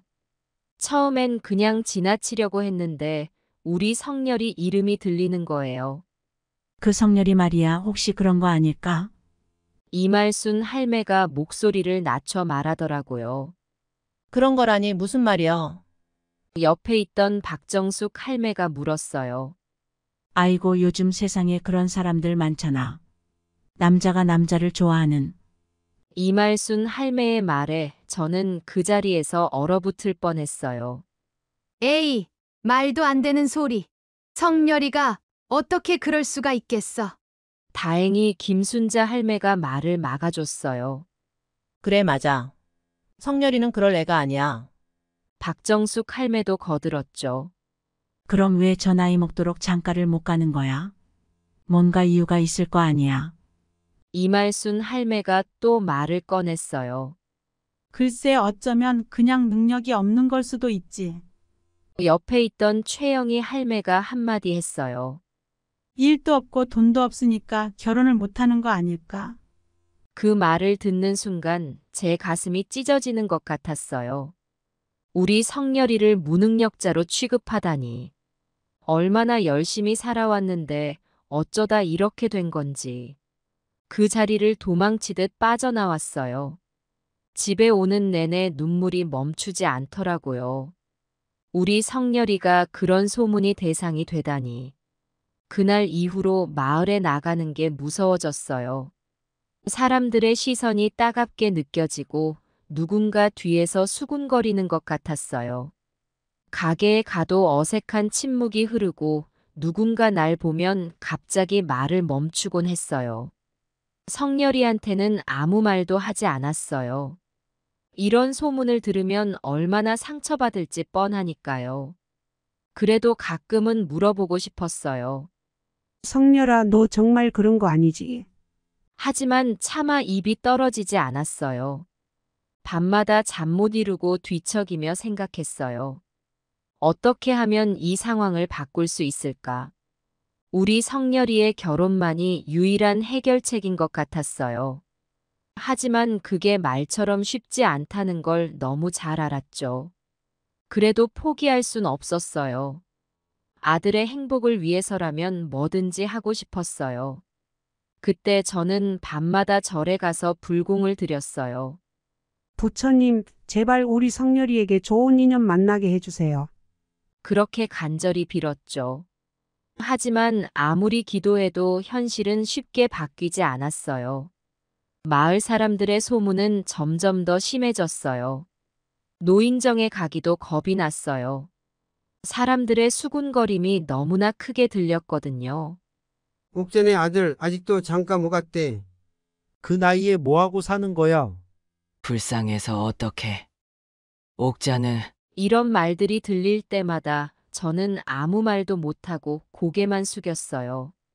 우리 성렬이가 얼마나 좋은 아들인지 말해주고 싶었지만 입이 떨어지지 않았어요. 성렬이를 위해 뭔가를 해야 한다는 생각에 마음이 급했어요. 하지만 무엇부터 어떻게 해야 할지 몰랐어요. 이웃들의 시선은 점점 더 따가워지고 성렬이는 여전히 변화의 기미가 보이지 않았어요. 때로는 제가 뭔가 잘못한 건 아닌지 자책하게 됐어요. 성렬이를 너무 응석바지로 키운 걸까요? 아니면 더 강하게 키웠어야 했나요? 이런 생각들로 밤잠을 설칠 때가 많았어요. 그 시기에 저는 정말 힘들었어요. 하루하루가 고통스러웠고 앞으로 어떻게 될지 걱정되고 두려웠어요. 하지만 그때도 저는 우리 성렬이를 위해 포기하지 않으려고 애썼어요. 언젠가는 좋은 날이 올 거라 믿으며 하루하루를 버텼죠. 그렇게 고민의 나날을 보내던 어느 날이었어요. TV를 보고 있는데 갑자기 결혼정보회사 광고가 나오더라고요. 젊은 사람들뿐만 아니라 나이 드신 분들의 만남도 주선해준다고 하더라고요. 그 순간 번뜩 아이디어가 떠올랐어요. 이거다 싶었죠. 우리 성렬이를 위해 내가 나서야겠다고 마음먹었어요. 하지만 성렬이한테 말하면 절대 허락하지 않을 게 뻔했어요. 그래서 몰래 하기로 했죠. 다음 날 성렬이가 낮잠 자는 틈을 타서 성렬이의 서랍을 뒤졌어요. 미안한 마음이 들었지만 이것도 다 성렬이를 위해서라고 생각했죠. 간신히 최근에 찍은 사진 한 장을 찾았어요. 그리고 성렬이의 학력, 경력 같은 정보들을 종이에 적었어요. 버스를 타고 시내에 있는 결혼정보회사로 향했어요. 가는 내내 가슴이 두근거렸어요. 이게 과연 잘하는 걸까 하는 의문도 들었지만 지금은 뭐든 해봐야 한다고 생각했어요. 결혼정보회사에 도착해서 상담원을 만났어요. 안녕하세요. 제 아들이 혼처를 구하러 왔습니다. 상담원은 놀란 듯 했지만 친절하게 맞아주셨어요. 성렬이의 사진과 정보를 보여드렸어요. 우리 아들이 좀 나이가 있긴 하지만 마음이 참 따뜻하고 성실해요. 그렇게 성렬이의 장점을 열심히 말했죠. 하지만 상담원의 표정이 점점 굳어지는 걸 보고 불안해졌어요. 솔직히 말씀드리면 좀 어려울 것 같습니다. 상담원의 말에 가슴이 철렁 내려앉았어요. 나이가 많고 직업이 없다는 점이 가장 큰 문제예요. 요즘 여성분들은 경제력을 많이 보시거든요. 상담원의 말 한마디 한마디가 비수가 되어 가슴에 꽂혔어요. 하지만 저는 포기할 수 없었어요. 그래도 방법이 있지 않을까요? 제발 도와주세요. 간곡히 부탁했어요. 상담원은 한참을 고민하더니 말했어요. 그럼 이렇게 해보는 건 어떨까요? 연령대를 좀 높여서 50대 후반에서 60대 초반의 여성분들을 찾아보는 거예요. 이혼이나 사별하신 분들 중에서요. 그 말을 듣고 희망이 생겼어요. 네, 그렇게 해주세요. 꼭 좋은 분 찾아주세요. 그렇게 부탁하고 돌아왔어요. 집에 오는 길에 마음이 복잡했어요. 과연 이게 옳은 일인지 성렬이가 알면 화내지 않을지. 그래도 이것저것 생각하면 아무것도 할 수 없다고 마음을 다잡았어요. 그 후로 몇 주 동안 결혼정보회사에서 연락이 없었어요. 조바심이 나서 몇 번이나 전화를 했죠. 조금만 더 기다려 주세요. 열심히 찾고 있습니다. 그렇게 말하는 상담원의 목소리에서 지친 기색이 느껴졌어요. 그동안 저는 다른 방법도 시도해 봤어요. 동네 중매쟁이로 소문난 김할매를 찾아가기도 하고, 절에 가서 불공을 드리기도 했어요. 심지어 점집에 가서 성렬이의 사주를 봐달라고 한 적도 있었죠. 하루하루가 지나면서 조급한 마음이 들었어요. 이러다 영영 우리 성렬이가 혼자 살게 되는 건 아닐까? 그런 생각을 하면 밤잠을 이루지 못했어요. 그래도 포기하지 않았어요. 언젠가는 좋은 소식이 있으리라 믿으며 계속 노력했죠. 우리 성렬이의 행복한 모습을 상상하며 하루하루를 버텼어요. 드디어 그날이 왔어요. 결혼정보회사에서 전화가 왔더라고요. 좋은 분이 나타나셨어요. 만나보시겠어요? 그 말을 듣는 순간 가슴이 두근거리기 시작했어요. 상대방은 58세의 여성분이었어요. 남편과 사별하고 혼자 사는 분이라고 하더라고요. 경제적으로 안정되어 있고 성격도 온화하다고 하더라고요. 이분이라면 하는 기대감이 생겼어요. 바로 만남을 성사시켰죠. 이제 문제는 성렬이를 어떻게 설득하느냐였어요. 며칠 동안 고민하다가 결국 사실대로 말하기로 했어요. 성렬아, 너의 매력을 알아봐 준 좋은 분이 계셔. 조심스럽게 말을 꺼냈어요. 성렬이의 반응은 예상대로였어요. 엄마, 또 그러시는 거예요? 제발 그만하세요. 화를 내며 방으로 들어가 버리더라고요. 하지만 저는 포기하지 않았어요. 문 앞에서 계속 설득했죠. 성렬아, 이번만 한번 만나보면 어떨까? 엄마 소원이라고 생각하고 한 번만 나가줘. 한참을 부탁하니 마지못해 승낙하더라고요. 드디어 만남의 날이 왔어요. 아침부터 분주히 준비했죠. 성렬이 머리도 다듬어주고 제일 좋은 옷도 꺼내 입혔어요. 엄마, 저 괜찮아 보여요? 거울 앞에 선 성렬이의 모습이 어찌나 잘생겨 보이던지. 그럼 우리 아들이 제일 멋져. 그렇게 말하며 성렬이의 등을 두드려줬어요. 약속 장소는 시내에 있는 고급 레스토랑이었어요. 성렬이를 데려다 주면서 계속 당부했죠. 긴장하지 말고 편하게 대화해. 상대방 말을 잘 들어주는 것도 중요해. 성렬이는 계속 고개만 끄덕이더라고요. 레스토랑 앞에서 성렬이를 내려주고 저는 근처 찻집에서 기다리기로 했어요. 얼마나 긴장되던지 차를 마시면서도 손이 떨리더라고요. 1시간쯤 지났을까 성렬이에게서 전화가 왔어요. 엄마, 저예요. 성렬이의 목소리가 왠지 힘이 없어 보였어요. 어떻게 됐어? 잘 됐니? 조심스럽게 물어봤어요. 글쎄요. 성렬이의 대답을 듣고 가슴이 철렁 내려앉았어요. 나중에 들은 이야기인데 처음부터 문제가 있었더라고요. 성렬이가 너무 긴장한 나머지 인사도 제대로 못했대요.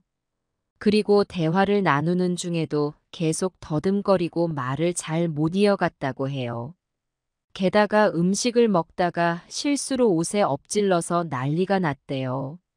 성렬이가 당황해서 냅킨으로 닦으려다가 오히려 더 번지게 만들었다나 뭐예요.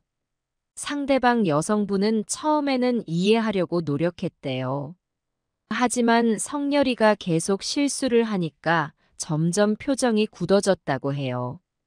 결정적으로 성렬이가 자신의 현재 상황에 대해 솔직하게 말했대요. 사실 저는 지금 일을 하고 있지 않아요. 20년 전에 회사가 부도나고 그 후로 계속. 그 말을 듣자마자 상대방의 표정이 완전히 바뀌었다고 해요. 그 후로는 어색한 침묵만 이어졌대요. 식사가 끝나자마자 상대방은 급하게 자리를 떴다고 해요. 오늘은 여기까지 하죠. 연락 주지 마세요. 그렇게 말하고 가버렸대요. 성렬이의 이야기를 들으니 너무 속상했어요. 우리 아들이 얼마나 좋은 사람인데 왜 그걸 알아봐주는 사람이 없는 걸까요? 성렬아, 괜찮아. 처음이라 그랬을 거야. 다음에는 더 잘할 수 있을 거야. 그렇게 위로했지만 성렬이의 표정은 여전히 어두워 보였어요. 집에 돌아와서 성렬이는 바로 방으로 들어가 버렸어요. 저는 방문 앞에서 한참을 서 있었어요. 들어가서 위로해줘야 할지, 그냥 내버려둬야 할지. 결국 문을 두드렸어요. 성렬아, 괜찮니? 대답이 없었어요. 엄마가 미안해. 엄마가 너무 조급했나 봐. 너의 마음도 모르고. 그제서야 성렬이가 대답했어요. 엄마, 제가 미안해요. 엄마 기대에 부응하지 못해서. 성렬이의 목소리가 흐느끼는 것 같았어요. 그 순간 제 마음도 무너져 내렸어요. 아들에게 이런 아픔을 안겨준 게 너무 미안했어요. 성렬아, 엄마가 잘못했어. 앞으로는 너 마음대로 하렴. 엄마는 너가 행복하기만 하면 돼. 그렇게 말하고 방을 나왔어요. 그날 밤 저는 한참 동안 울었어요. 우리 성렬이의 행복을 위해 시작한 일인데 오히려 더 큰 상처를 줘버린 것 같아 너무 속상했어요. 하지만 이대로 포기할 순 없었어요. 우리 성렬이의 행복을 위해 다시 한번 힘을 내기로 했어요. 다음에는 꼭 좋은 인연이 나타나길 바라며. 그해 가을, 우리 마을에서 큰 축제가 열렸어요. 매년 하는 행사였지만 그 해는 유독 규모가 컸죠. 이웃 마을 사람들까지 초대해 흥겹게 치르기로 했거든요. 축제 준비로 마을이 부산했어요. 저도 김치도 담그고 떡도 만들며 바쁘게 지냈죠. 성렬이한테도 축제 나가자고 했는데 역시나 고개만 저었어요. 엄마, 전 그냥 집에 있을게요. 그 말을 듣고 한숨이 나왔지만 더 이상 강요하진 않았어요. 드디어 축제날이 왔어요. 아침부터 장구 소리와 노랫소리로 마을이 시끌벅적했죠. 흥겨운 분위기에 저도 모르게 발걸음이 가벼워졌어요.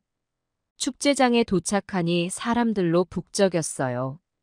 먹거리 부스에서는 맛있는 냄새가 풍기고 공연장에서는 흥겨운 음악이 흘러나왔죠. 오랜만에 마을 사람들과 정겹게 이야기도 나누고 노래 자랑에 나가 한 곡조 뽑기도 했어요. 그러다 우연히 옆 마을에서 온 김 씨를 만났어요. 예전에 한두 번 본 적은 있었지만 이렇게 마주친 건 처음이었죠. 아이고, 옥자 씨 아니에요? 잘 지내셨어요?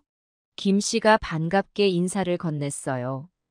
네, 잘 지내고 있어요. 김 씨도 잘 지내셨죠? 그렇게 인사를 나누고 이런저런 이야기를 하다 보니 우리의 처지가 비슷하다는 걸 알게 됐어요. 김 씨도 남편과 사별하고 혼자 딸을 키우고 있더라고요. 게다가 그 딸도 제 나이 또래인데 아직 결혼을 못했대요. 우리 은주가 올해로 58인데 아직도 시집을 못 갔어요. 아이고, 속이 타서 어쩌나 몰라요. 김 씨의 한숨 섞인 말에 제 가슴이 쿵 내려앉았어요. 어머, 그러세요? 우리 성렬이랑 비슷하네요. 우리 아들도 62인데 아직 장가를 못 갔어요. 그 말을 하는데 눈물이 날 것 같더라고요. 그때 김 씨의 눈이 반짝 빛나는 게 보였어요. 아이고, 그러면 우리 애들 한번 만나보게 하는 건 어때요? 김 씨의 제안에 저도 모르게 가슴이 뛰었어요. 정말요? 그럼 좋죠. 그렇게 우리는 의기투합했어요. 축제가 끝나고 집으로 돌아오는 길에 마음이 들떠 있었어요. 이번에는 꼭 잘 될 거야. 그렇게 믿고 싶었죠. 다음 날 성렬이에게 조심스럽게 말을 꺼냈어요. 성렬아, 어제 축제에서 좋은 분을 만났어. 성렬이는 별 반응 없이 듣고만 있더라고요. 그분 딸이 너랑 비슷한 또래인데 한번 만나보는 게 어떨까? 그 말에 성렬이가 놀란 듯 고개를 들었어요. 엄마, 또 그러시는 거예요? 전 괜찮다니까요. 성렬이의 목소리에 짜증이 묻어났어요. 아니, 이번엔 달라. 정말 좋은 분이야. 한 번만 만나볼래? 간곡히 부탁했지만 성렬이는 완강히 거부했어요. 그래도 포기할 순 없었어요. 며칠 동안 계속 설득했죠. 결국 성렬이가 마지못해 동의했어요. 알았어요. 한 번만 만나볼게요. 하지만 이번이 마지막이에요. 그 말을 듣고 얼마나 기뻤는지 몰라요.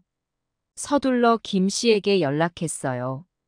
만날 날짜와 장소를 정하고 옷도 새로 사고 모든 준비를 완벽하게 했죠. 드디어 만남의 날이 왔어요. 약속 시간 1시간 전부터 성렬이를 재촉했어요. 성렬아, 이제 준비해야지. 늦으면 안 돼. 하지만 성렬이는 여전히 방에서 나오지 않았어요. 시간이 점점 가까워 오는데 성렬이는 여전히 준비할 기미가 보이지 않았어요. 초조해진 마음에 방문을 두드렸죠. 성렬아, 빨리 나와. 시간 다 됐어. 하지만 대답이 없었어요. 불안한 마음에 문을 열었는데 성렬이가 없었어요. 창문이 열려 있었고 옷가지 몇 개가 없어진 걸 보니 성렬이가 몰래 빠져나간 것 같았어요. 그 순간 어찌나 당황스럽고 화가 나던지. 하지만 그보다 더 큰 건 실망감이었어요. 어쩔 줄 몰라 하다가 결국 김 씨에게 전화를 걸었어요. 김 씨, 정말 죄송해요. 우리 성렬이가. 눈물을 참으며 상황을 설명했어요. 김 씨는 처음엔 깜짝 놀라는 눈치였지만 이내 저를 위로해 주셨어요. 괜찮아요. 옥자 씨. 젊은 사람들 마음이 다 그렇죠 뭐. 그 말에 눈물이 왈칵 쏟아졌어요. 김 씨, 정말 죄송해요. 제가 무슨 면목으로. 하지만 김 씨는 오히려 저를 다독여 주셨어요. 울지 마요, 옥자 씨. 우리 인연이 여기까지인가 보죠. 다음에 또 좋은 기회가 있을 거예요. 그 말을 듣고 제 마음이 조금은 편해졌어요. 그날 밤 성렬이가 집에 돌아왔을 때 저는 아무 말도 하지 않았어요. 성렬이도 미안했는지 눈도 못 마주치더라고요. 그렇게 또 한 번의 시도가 실패로 끝났어요. 하지만 이번 일을 겪으면서 성렬이의 마음을 더 이해해야겠다는 생각이 들었어요. 왜 성렬이가 이렇게까지 결혼을 피하는 걸까? 그 의문을 안고 잠들었어요. 그날은 평범한 날이었어요. 늘 하던 대로 아침 일찍 일어나 집안 청소를 시작했죠. 성렬이 방은 항상 마지막에 청소했어요. 아들 방이라 조심스러웠거든요. 성렬이가 잠깐 마실 나간 사이 그의 방으로 들어갔어요. 먼지를 털고 빨래를 정리하는데 문득 책상 서랍이 눈에 띄었어요. 평소엔 열어보지 않던 서랍이었는데 왠지 그날은 손이 가더라고요. 서랍을 열자 낡은 공책 하나가 보였어요. 표지에는 아무것도 쓰여 있지 않았어요. 그냥 평범한 대학 노트 같았죠. 처음엔 그냥 넘어가려 했어요. 아들의 사생활을 존중해야 한다고 생각했거든요. 하지만 왠지 모를 직감이 들었어요. 이 노트에 뭔가 중요한 게 있을 것 같았죠. 조심스럽게 첫 페이지를 넘겼어요. 그 순간 제 눈을 의심할 수밖에 없었어요. 성렬이의 일기장이었던 거예요. 30년도 더 된 오래된 일기였죠. 오늘 그녀를 처음 만났다. 회사에 새로 온 신입사원이라고 한다. 환한 미소가 인상적이었다. 나도 모르게 가슴이 두근거렸다. 성렬이의 서툰 글씨로 쓰여진 문장들이 눈에 들어왔어요. 28살의 성렬이가 누군가를 좋아하고 있었다는 걸 처음 알았어요. 페이지를 넘길수록 그 여자에 대한 이야기가 계속 나왔어요. 성렬이는 그녀를 몰래 좋아하면서도 고백하지 못하고 있었죠. 오늘도 그녀와 같은 엘리베이터를 탔다. 향기로운 꽃내음이 났다. 하지만 나는 고개를 들지 못하고 구석에 서 있었다. 왜 이렇게 용기가 나지 않는 걸까? 그 글을 읽으며 저도 모르게 눈물이 났어요. 우리 성렬이가 이렇게 순수하고 애틋한 마음을 품고 있었다니. 하지만 얼마 지나지 않아 분위기가 달라졌어요. 오늘 그녀가 다른 남자와 팔짱을 끼고 있는 걸 보았다. 가슴이 찢어지는 것 같았다. 나는 왜 이렇게 소심하고 못난 걸까? 그 후로 일기의 내용이 점점 어두워졌어요. 성렬이의 마음속 상처가 깊어지는 게 보였죠. 그녀가 결혼한다는 소식을 들었다. 축하해주는 척했지만 속으로는 울고 싶었다. 이제 정말 끝이구나. 마지막 페이지에는 이런 글이 적혀 있었어요. 사랑은 결국 아픔일 뿐이다. 다시는 누군가를 사랑하지 않을 것이다. 그래야 이런 고통을 겪지 않을 테니까. 일기장을 덮는 순간 모든 게 이해가 됐어요. 왜 성렬이가 결혼을 그토록 거부하는지, 왜 다른 여자를 만나려고 하지 않는지. 가슴이 너무 아팠어요. 우리 성렬이가 이런 아픔을 겪었다는 사실에 눈물이 멈추지 않았어요. 하지만 동시에 화도 났어요. 어째서 엄마인 나한테 이런 이야기를 하지 않았을까?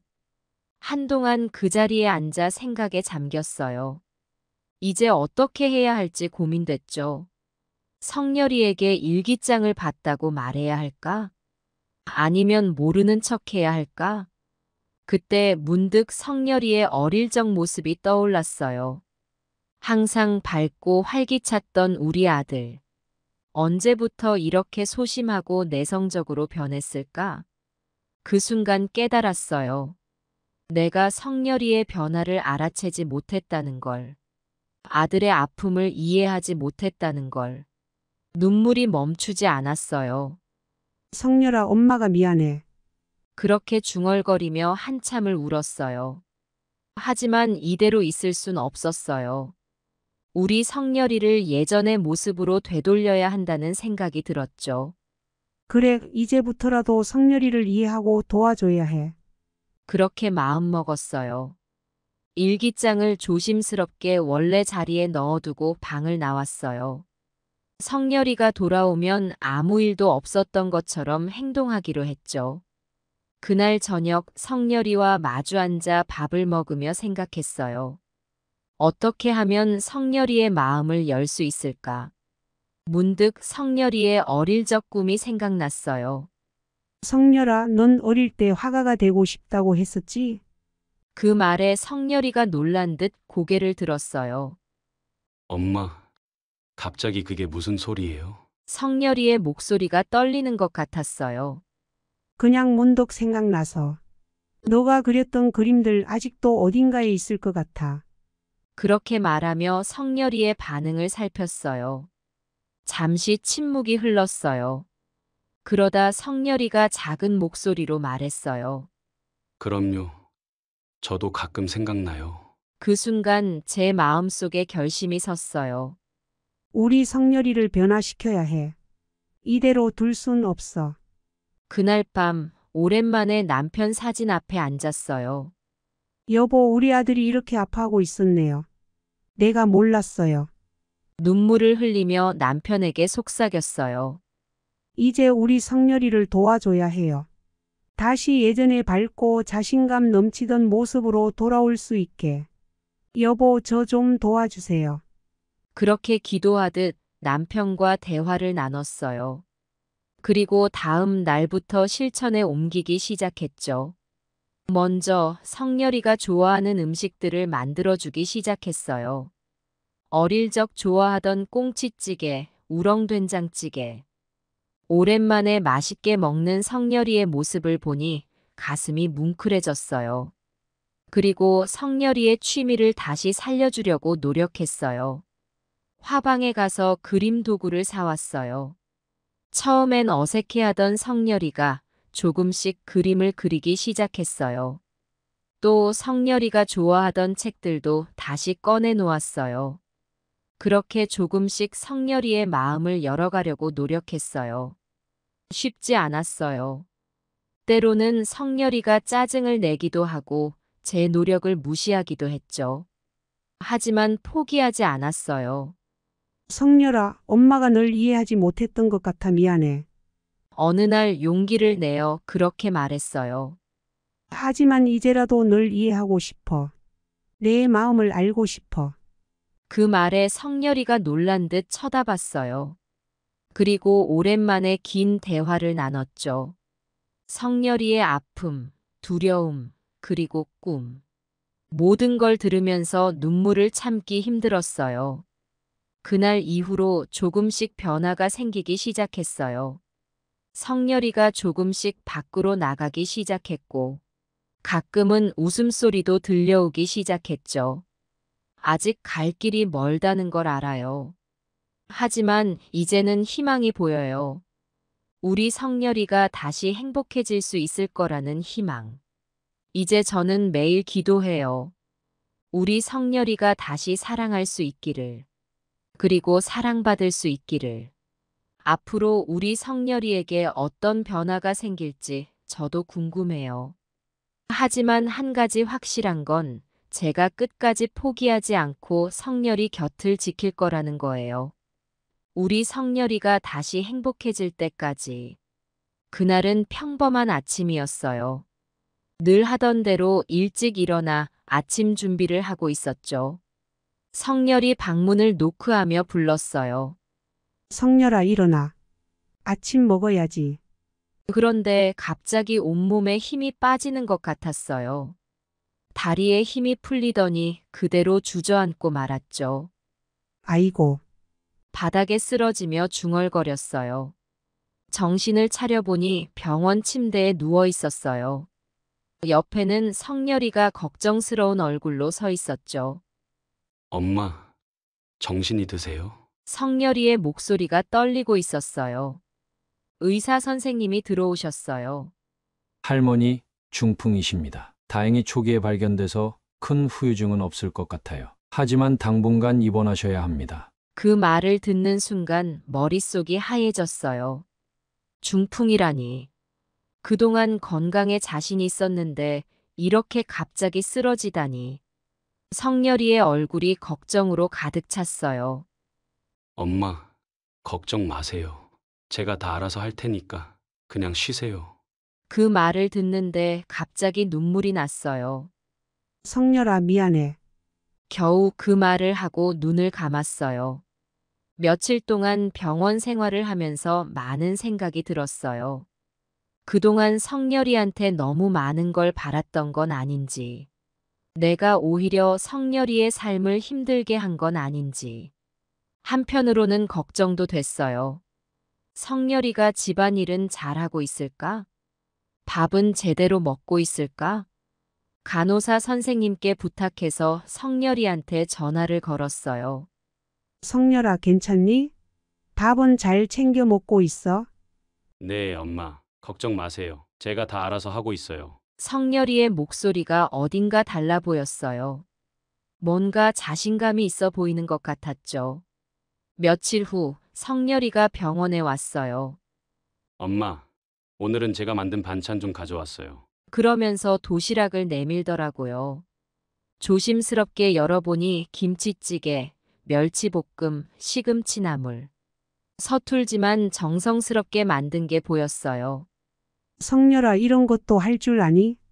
놀라움을 감출 수 없었어요. 네, 인터넷 보고 열심히 만들었어요.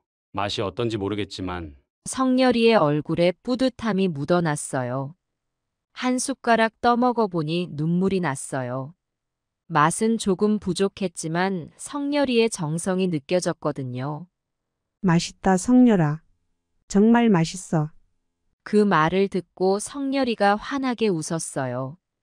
그렇게 며칠이 지나고 성렬이가 또 병원에 왔어요. 이번엔 뭔가 다른 게 느껴졌어요. 엄마, 제가 요즘 많은 걸 깨달았어요. 그래? 무슨 일 있었니? 궁금해서 물어봤어요. 엄마가 쓰러지신 후로 제가 모든 걸 혼자 해야 했잖아요. 처음엔 너무 막막했어요. 성렬이의 목소리에 진지함이 묻어났어요. 빨래도 해야 하고 청소도 해야 하고 심지어 요리까지 해야 했죠. 처음엔 정말 힘들었어요. 성렬이가 계속 이야기를 이어갔어요. 하지만 하다 보니 조금씩 할 수 있게 되더라고요. 요리도 인터넷 보면서 배우고 빨래도 이제는 제법 잘해요. 성렬이의 얼굴에 자신감이 넘쳤어요. 그러면서 깨달았어요. 제가 그동안 엄마한테 너무 의지해왔다는 거요. 그 말을 듣는 순간 가슴이 뭉클해졌어요. 사실 저 이제 독립적으로 살아야겠다고 결심했어요. 성렬이의 말에 놀라 고개를 들었어요. 정말? 어떻게 하고 싶은데? 기대감에 목소리가 떨렸어요. 우선 집안일을 완벽하게 해내는 게 목표예요. 그리고 나서 일자리도 찾아볼 거예요. 성렬이의 얼굴에 결의가 보였어요. 성렬아, 정말 기쁘다. 눈물이 왈칵 쏟아졌어요.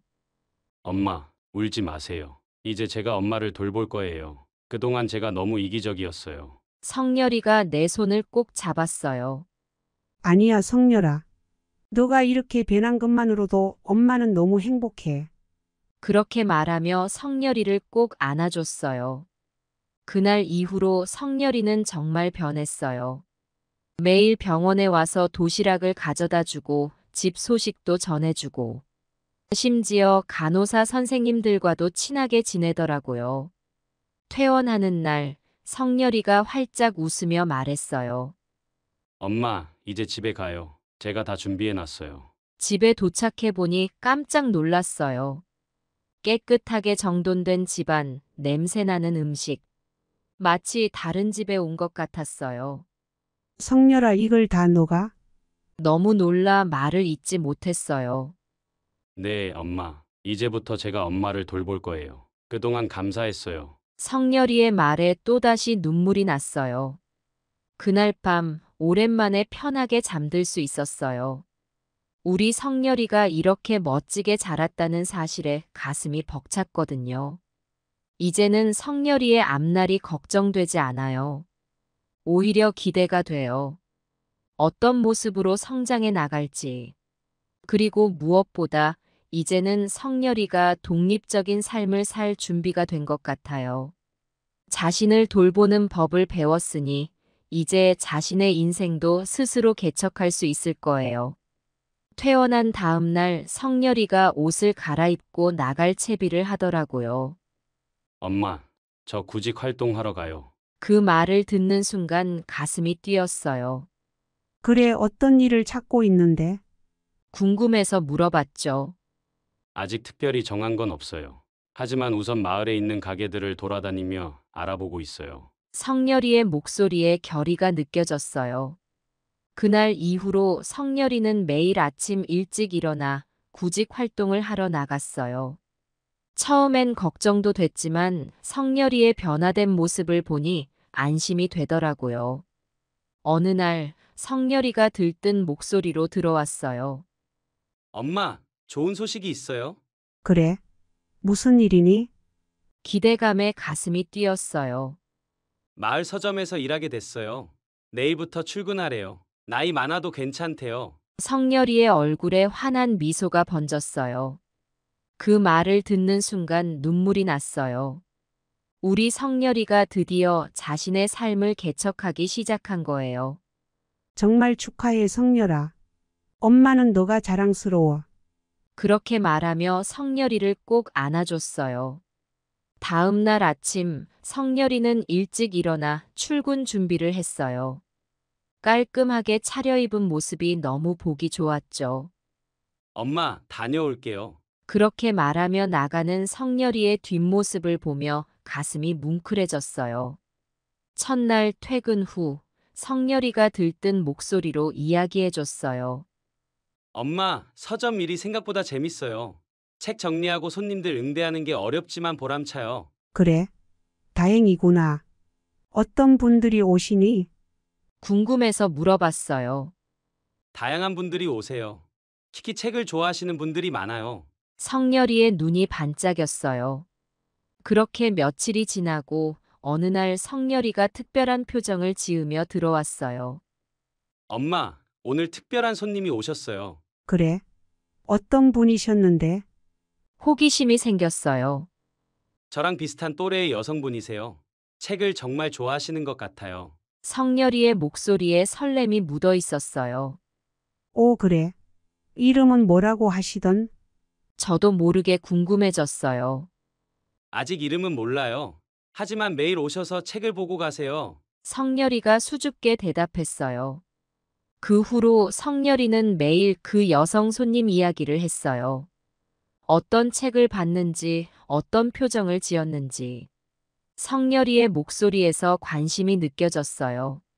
성렬아, 그 분이랑 이야기 나눠봤니?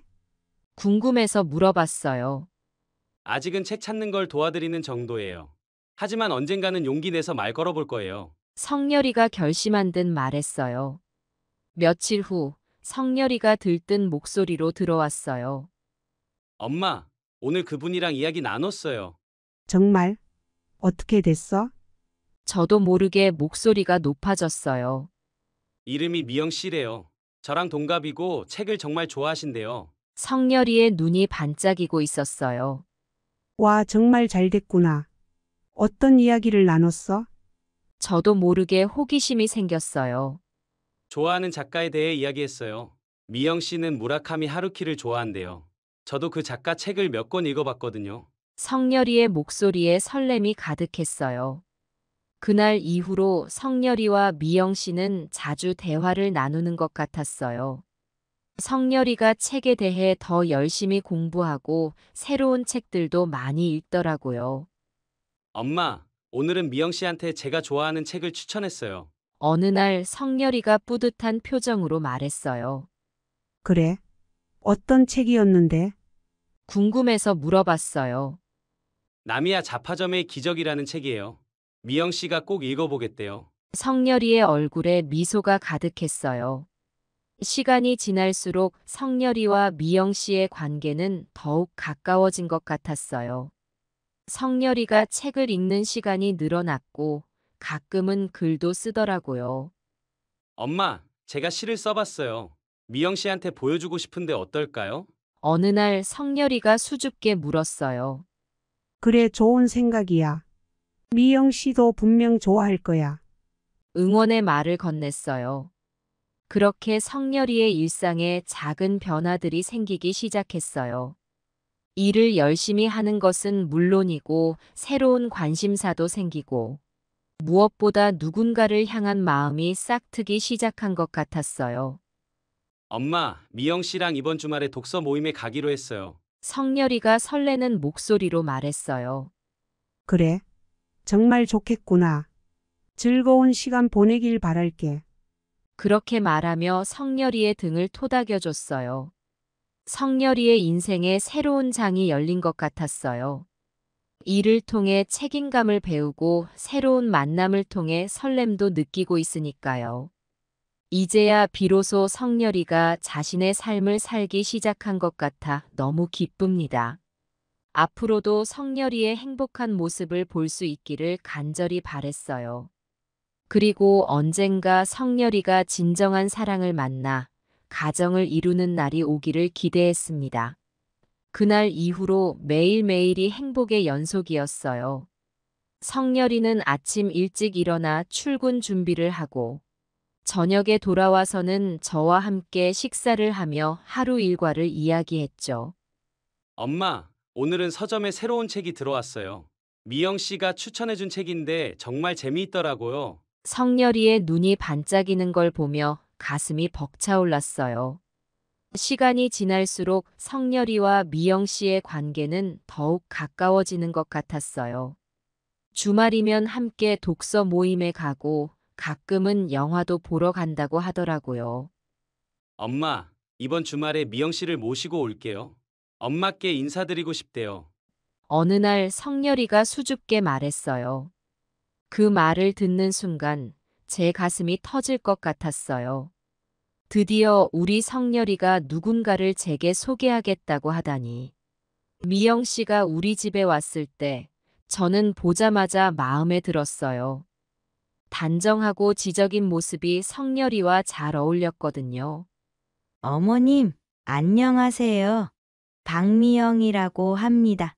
공손하게 인사하는 모습이 참 예뻤어요. 그날 저녁, 우리는 오랜만에 행복한 식사 시간을 가졌어요.